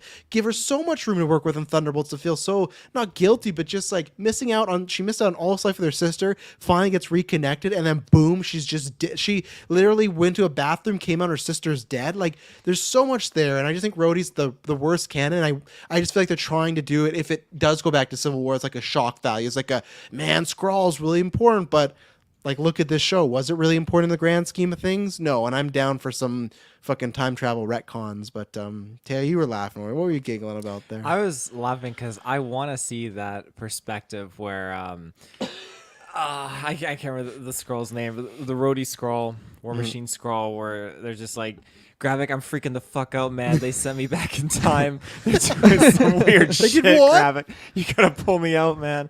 No, you're staying there. I think we're fighting Thanos right now. Yeah. Yeah, we're fighting. Just small Thanos. talking with someone that you have no idea. Oh, I guess he has Rhodey's memories, so there you go. Yeah. Tony's building the gauntlet in the other room. I don't know what to do. Do I take it? Gravik's like, get the gauntlet. Like everything. We could do the snap parcel. Yeah.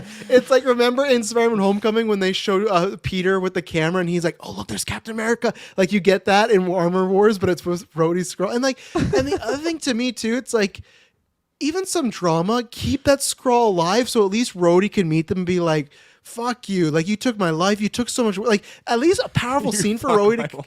You fuck my wife. Oh, you didn't know. But, like, at least. But who does he get to be bad at? If this Skrull is dead, which she is, and they're all gone, he's just mad in general. There's no one to dictate his madness to. It's just like misstep after misstep. When I just saw the Skrull headshot, and I did not expect that. I thought, oh, at least Rogue would have a scene with this Skrull. I don't think they expected that either. Well, yeah, of course not. But where are you, Tia? Because I feel like I feel like you're in the Discord where you're worried like me that there are sudden signs that this is a 2016 all the way back.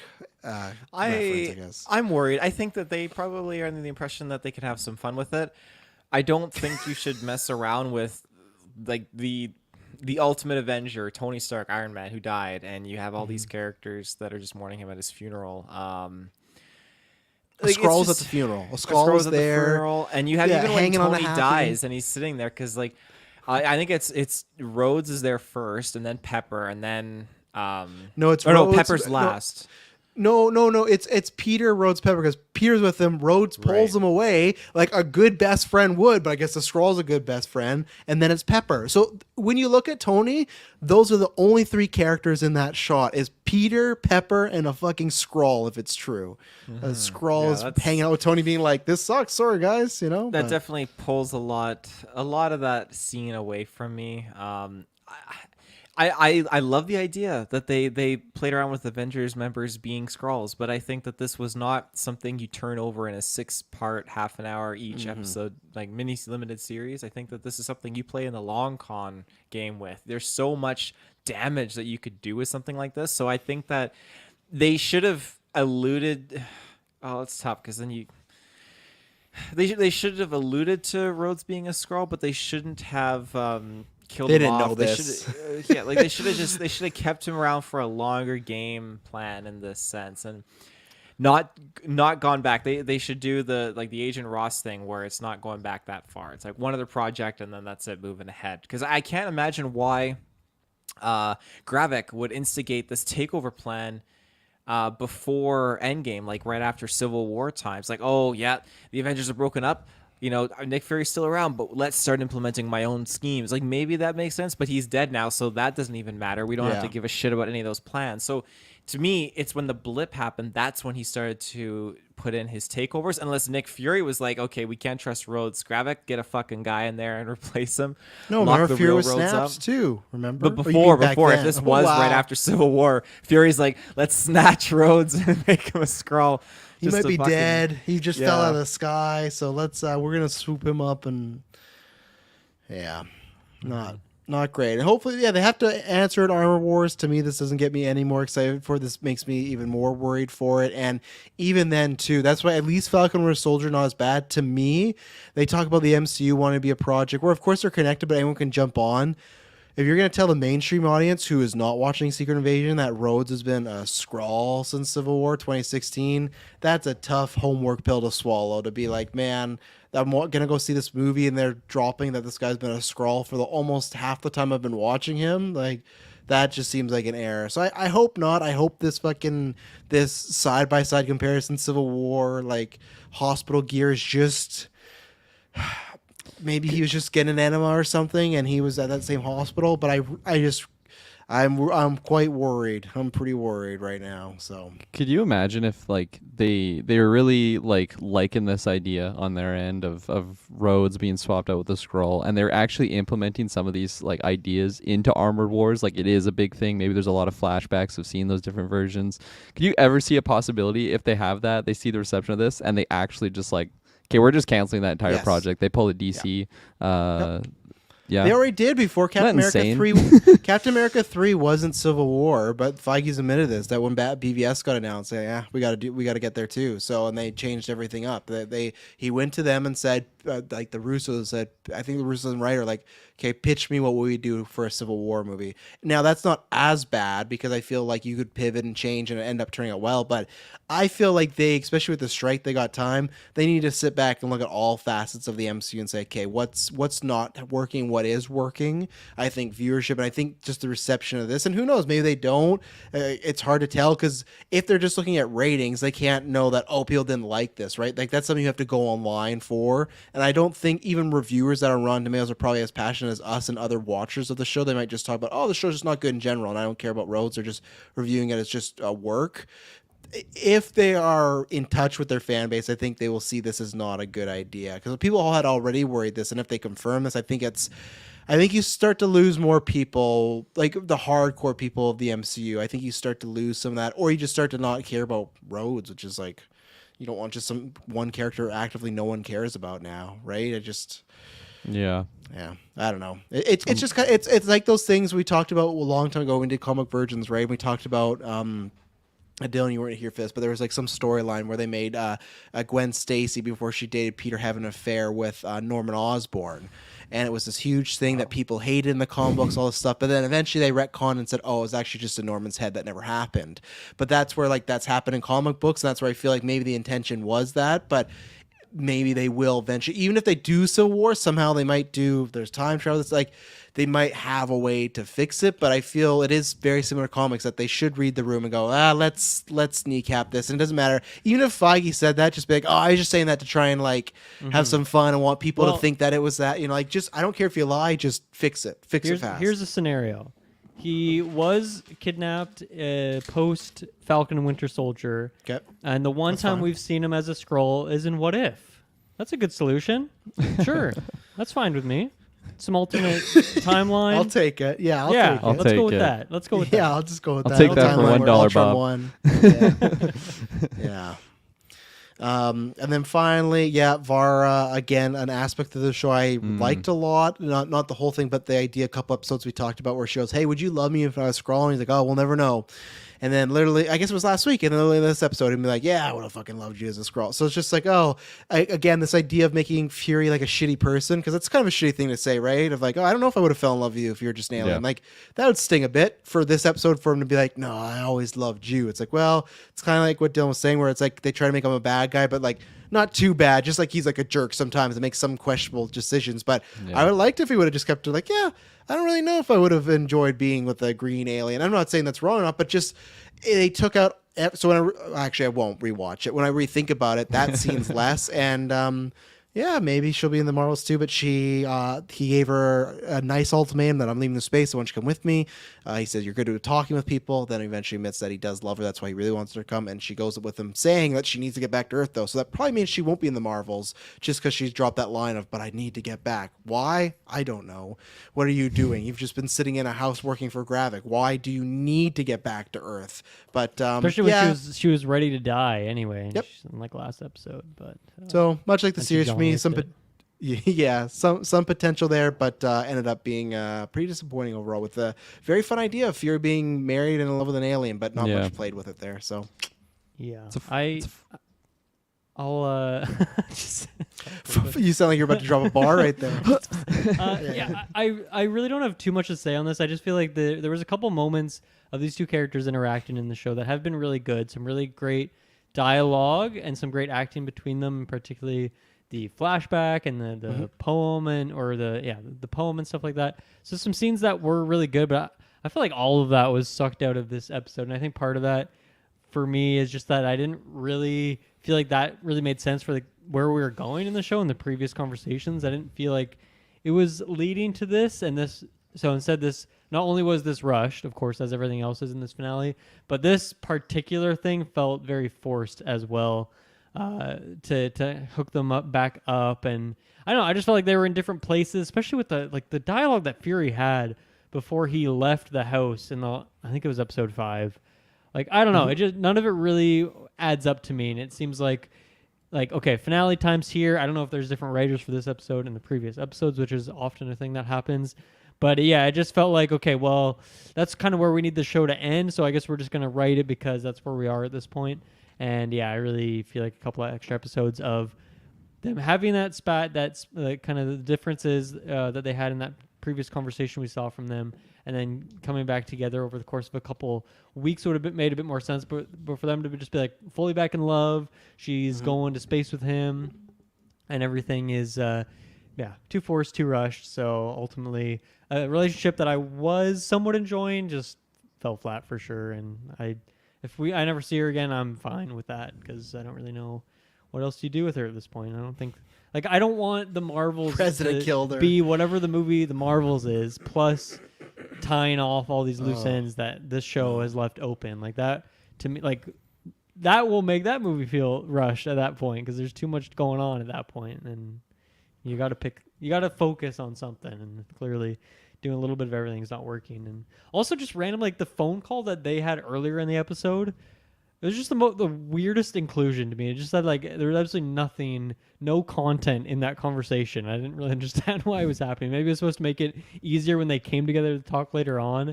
But it was just weird. I Really agree. weird. I agree. I dialed your number 1,000,000 times, but Yeah. I just never pressed send. Yeah. It's like you're married was- to this woman. Why? it was That very sounds like a weird. teenager Yeah. thing. Yeah. Oh, It was yeah. weird.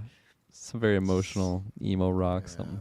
Yeah, I was pretty let down with just how it ended. Like, although it is kind of a happier, lighter, moment for those two, it just seems so much more Nick Fury, like fitting for that character. The way that he just left the house, with, I don't know, just not a solid answer there. And yeah, we're just gonna go our own ways. And because most important thing to me right now is the mission. I mean, the fate of humanity was on his shoulders, right? Yeah, Thanks to the fuck. description of this episode. And it seemed like they had an idea for what they wanted to do, and then they just like backpedal. It's like, no, this will just be like his moment walking off to the sunset with his lady next to him. And it's just extremely lazy in my mind. It's like, why even do this like this potentially fun storyline between him and this former, or I don't know, somewhat current wife of his. And because like, I remember when we first met her, like that was just such an exciting aspect that we were introduced in the show. Like there was so much introduced to us in the early portions of the show with the secret invasion, who's a Skrull, who's not. But then you also get Fury's wife in the show, and you find out that she's also a Skrull. So like that was very exciting potential idea for me. And just where we are, it's like, I mean, I've said it multiple times this episode. It's like, why even do it? Like, it just didn't work, in my opinion, at all. And it just kind of, I don't know, I'm going to be looking back on... I probably won't be, honestly, because I don't like it so much that I just don't care. Like, when I look back on, like, the previous eras of the MCU where Nick Fury was, I won't be thinking like, oh yeah, he's got a wife somewhere in the universe right now. Like I think it's just so irrelevant to me right now, and especially like story implementation, it doesn't matter. Taylor, anything on Vara or no? Or I Gaia. mean, Yeah, you gotta. Sam, Patreon Sam wants one last Gaia from Taylor. Okay, everyone quiet. Let's give him the room because he's gonna laugh. Last time he could do because he laughed. So Okay. I gotta All get back on seriousness that. here. No I gotta girls, get back no girls. into that scene. Yeah. Calm bench. Okay, I gotta give me a second. he's Okay, I literally got it. I muted. got it. Okay. I got it. That was the fucking. Oh, that was a winner. He's pumping himself up.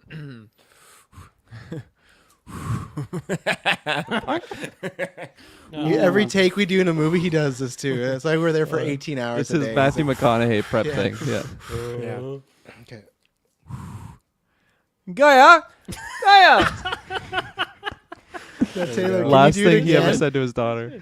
Do it again, but switch on the high voice thing for a second. Just switch on. I want you to do that. Or maybe quickly even for a me little there. lower voice actually could help. Yeah, or yeah. Oh, a little, yeah. you Slightly pick, but lower. I Like wanna 20% hear it. lower. I'm gonna on the lower. You want lower voice? I'll do lower Yeah. I voice. want one Give of it to us each. both. Yeah. Okay. I'm gonna Only mute at the myself 1 because I hour, need to hear 35 minutes. myself. Okay. He's warming up. All right. Yep. I am so anticipated. Yeah, he's working hard on this one. Big test. He's getting it Yeah, he's perfect. Yeah. Dialing the dials, twisting the knobs. This He's is for laughing you, to Sam. himself. Yeah, Sam. Everyone go to Patreon. Thanks, Sam, for supporting us. You're gonna get on there in after 9. I know this time it was 3 a.m. for you this time, but soon. You ready, Taylor?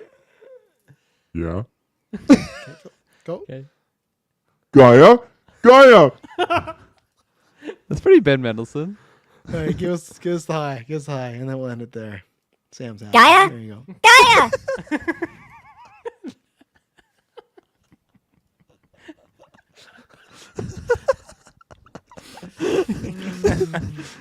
Like, how can you just keep walking if you're Gaia in that scene? You hear that high pitched voice. Like, Dad, are you okay? Yeah. He's like switching between people. Anything lastly? Anything, Adam Vara? Switches Not to Maria much. Hill. Yeah, I wasn't. I thought that was gonna be Maria Hill coming at the end. I really did. I didn't think it was gonna be her. But yeah, she just. Oh man! Imagine that car pulled up in fucking Maria Hill.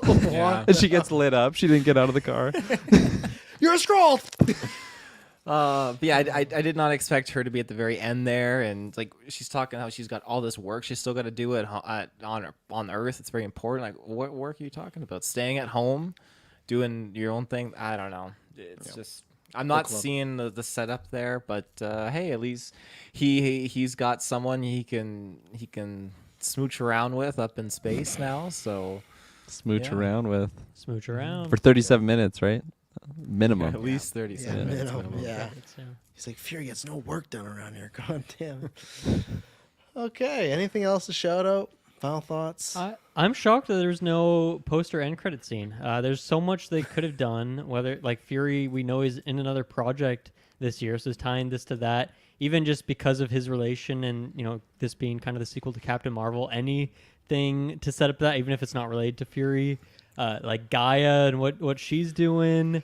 What else? I guess like a roadie thing of like some information as to shed some light on when and whatnot. Like I feel like there's so much potential in this one for something that like actually could have been meaningful.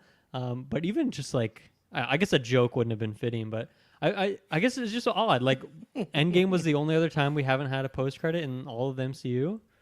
Like obviously some episodes so, of shows haven't, but every show has had one at least the end where She-Hulk had them all over the place. So that seemed like a very weird choice, and I don't really know why they didn't. I don't know. Felt like the fucking cherry on top of this episode. That this episode was so poor, and then you don't even get an end credit scene. Yeah, you don't even get the it's- cherry. You just nothing Yeah. on top. And I don't even get not even from the show, just even something for the Marvels, like just anything to promote that's coming up. But Just show the trailer or something. just even then, why didn't they do that? They dropped the trailer last week. Why didn't they just leave the trailer as like, hey, we don't have a post credit, but let's give them the trailer at the end of this episode, like just anything. They did that with Captain America. Captain America: The First Avenger was just a trailer for the Avengers, So it's like, why not again? But I don't know. They've already convinced themselves that the Marvel's gonna fucking bomb, so they've stopped putting resources into it. I'm telling you. So. Did you want the alternate? Yeah, sure. ending? Yeah, let's see what. Yeah, we did this for Mandalorian. To quickly give it to us, we asked AI, which maybe it'll give us a fucking better episode than this, ChatGTP, what it would give us as a series finale of Secret Invasion. So. All right. Yes. Title: Secret Invasion season finale. The episode title is Invasion Unmasked. Unmasked or Unmasked. Unmasked. Yeah. Unmasked. On the mast. Synopsis. Following the aftermath of Tony Stark's death and Nick Fury's return to Earth, the Avengers find themselves facing their greatest challenge yet: a secret invasion by Skrulls. Gravik, a cunning and powerful Skrull villain, is determined to harvest the DNA of all the Avengers and become a super Skrull. Yes. Unbeknownst to the team, War Machine has been replaced by a Skrull imposter in hiding. Meanwhile, Talos, the Skrull ally of the Avengers, has a daughter named Gaia who is fiercely opposed to Gravik's sinister's plan. Okay. As the season finale unfolds, the fate of the Earth Avengers hangs in the balance. So, first act of this, Seeds of Doubt. War Machine's imposter, a Skrull who goes by the name of Ro. Oh, so it has the chapters. It's Seeds of Yeah, Doubt. it's got a couple. Rhodes' imposter's scroll's name is Ro. RHO. So instead of Rhodes, it's Ro. Yeah, What They are were the odds of born. that? They were Holy born shit. for this. he was chosen. That's man. how Gravik decided. Ro. Just cut off the Really? last three Rhodes. letters of his name. Let's go with that. Starts covertly gathering the Avengers' DNA, posing as a trusted ally. Rose struggles with the ethical wow. implications of his mission as begins to see humanity in the Avengers. That's interesting.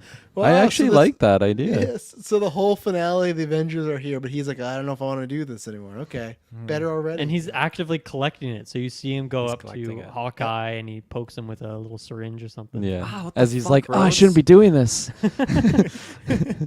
Talos receives intel about Gravik's nefarious plot, realizing that his daughter Gaia, who has been away studying the stars, might be in grave danger if she returns to Earth. So they've definitely, I think they're changing a couple things. There's here. some things. Yeah, Tal's still Studying alive. the and- stars, yeah. Yeah, Gaia's different. studying the stars. The Avengers face an unknown threat when a powerful assailant disguised as an innocent civilian launches a surprise attack on a populated area. The team manages to stop the attacker, but remains puzzled about their motives. Act 2, A Daughter's Return. Guy returns to Earth, sensing the impending danger and seeking her Wait, father's counsel. stop. What's the title of that chapter again? Daughter's Return. Okay. Thought so. Talos is torn between protecting her and aiding the Avengers in their battle against the Skrull invasion. Tony Stark's AI Friday detects irregularities in War Machine's behavior, but is unsure whether it's a technical glitch or Oh. something more sinister. That's kind I of like cool. that. Yeah, I that's like interesting. that. Friday being like, hey. The Avengers with Rhodes. Yeah, I thought you were studying the stars, bro. Why are you back? Why are you back so You soon? star studier, what are you doing here? Yeah, we sent you on a poor mission. Study the stars. I'm gonna say that if you guys ever say, "Can you do a cast?" Or I'm gonna say, "No, I'm studying the Studying the stars." Studying the stars. The Avengers, with Nick Fury's guidance, uncover traces of Skrull activity in key organizations among Earth's elite, leading them to suspect a much larger infiltration than they initially believed. Act 3, Unmasking the Villain. While investigating Skrull activities, the Avengers cross paths with Gaia, who warns them about Gravik's plan to harvest their DNA and become an unstoppable force. The team confronts War Machine, suspecting him to be the Skrull imposter, only to discover that Ro has grown fond of Earth and the Avengers, and Ro confesses his dilemma, torn between loyalty to Gravik and compassion for his friends. And they fucking murder him, just like the news. How would you react if, like, this whole time, Kirkland's been a Skrull, but it's like, I still like you guys, but I also just murdered I him hear you out and stole. because you're. But I because you're murdered also- the original? Well, we don't know that, right? Did they say he murdered Didn't the original in this? specify it. Okay. Yes. Did I ever specify know it. the original Kirkland, or was he just a figment of my imagination? Yeah, So back in the Target days, it changes all those all those events. you and your Find out hospital armor gown. No, it's the Target uniform. When Kirkland walks out, his I wake up, I'm like, I gotta get to work. Target Canada. Yeah, where's Target? Why is there a living with gym here Shay. All this stuff with Shay's been on a podcast. That'd be for 8 crazy. years. Yeah. Because oh wow. That's fucking crazy. Gravik reveals himself to the Avengers, launching an all-out attack. He uses the combined abilities of the harvested Avengers DNA to overpower the team, leaving them at his mercy. Act 4, Battle for Earth. Act with- 4. Wow. Not a 3-act structure like most stories are. Okay. With the Avengers defeated and Earth's defenses weakened, Gravik's invasion force emerges from the shadows, posing a global threat. Chaos ensues as the world faces an unpredictable... unpredictable. It's unpredictable. We don't know. Super unpredictable. Unpredictable. Fuck, I lost my my sentence here. Are you just reading a Do paragraph? Control or F. Just start from the top. Unpredictable. yeah. Yeah. Oh, there we go. Just start- Chapter 1, Unmasked. A daughter's return. I've been studying the stars. They're lovely. Back okay? photo. You said you Guy need to go. and Ro join forces with the Avengers. So the Avengers are still around. They were defeated, but they're still around. Realizing that Gravik's ambition could lead to the destruction of not just Earth, but also the Skrull homeworld. In a climactic battle, Guy uses her unique powers to disrupt Gravik's control over the Avengers' DNA, temporarily weakening him. Act 5, Sacrifice and Redemption. In a selfless act, Ro confronts Gravik and sacrifices himself to break the Skrull villain's hold on the Avengers' DNA, freeing them from his control. The Avengers, fueled by newfound unity and determination, rally together and launch a counterattack against the invading Skrull forces. Talos, inspired by his daughter's bravery and seeing the truth in the Avengers' heroism, leads a faction of Skrulls to assist Earth in its defense. Final scene. In the epic showdown, the Avengers and their newfound allies, including Gaia and the Skrulls, defeat Gravik and repel the Skrull invasion from Earth. The heroes stand united, celebrating their victory and the newfound respect and friendship between Earth and Skrulls. Was there a There's no post-credit dimly on lit that one? room at the end of this, eh? There might be. And all that in 37 minutes. That's pretty crazy. Hey, at least, if I could have walked away knowing who the new Avengers are, I would have at least been a little happy with this episode. Be like, okay, we got the full roster now, we know, but The season finale is concluded with the Avengers and allies celebrating their hard-earned victory. So the scene, there's a post-credit scene, the hidden chamber. In a dimly lit chamber.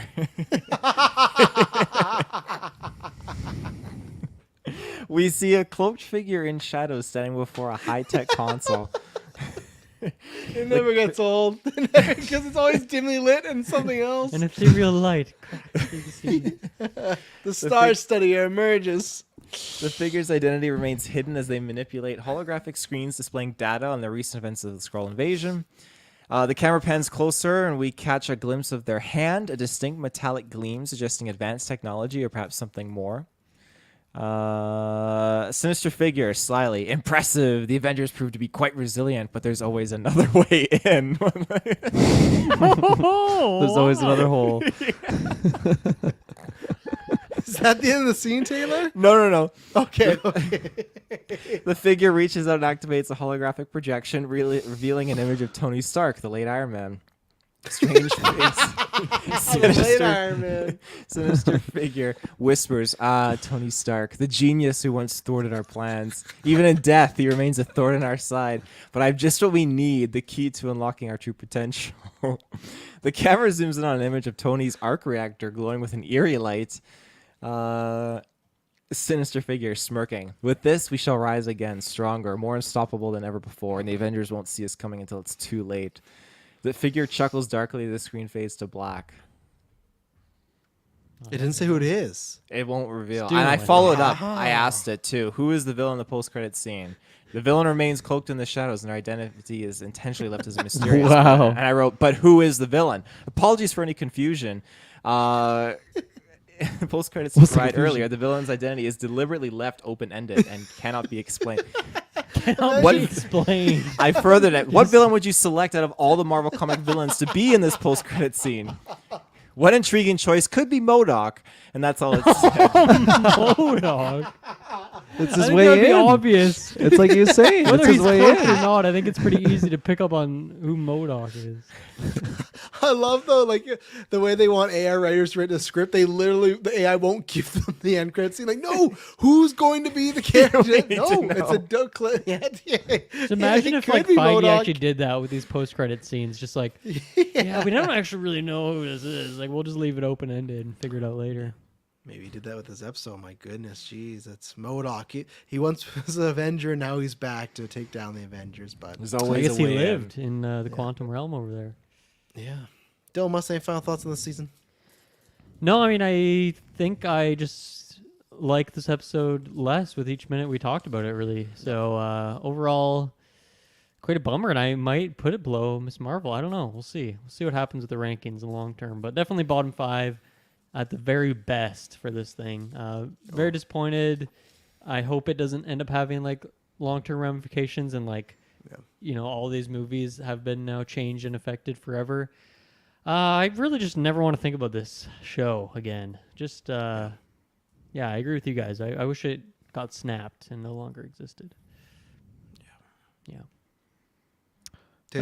I'm with you. I'll just go ahead. Kirkland Field, final thoughts, rating. I'm with you. Yeah, I'm like pretty just deflated. Like the more I talk about it, the more upset I'm with it, and the more I am with it. So yeah, I'm never gonna rewatch this show, and hopefully it doesn't have major ramifications for the future of the MCU as well as the history of the MCU. It's I don't know. I've now realized how much of a slippery slope it can be if you like go back and try and add events to like, you know, we got the barf sequence for Jake Gyllenhaal. Like it's just it's like why I don't know. I'm starting to see it executed poorer and poorer as the ages go on.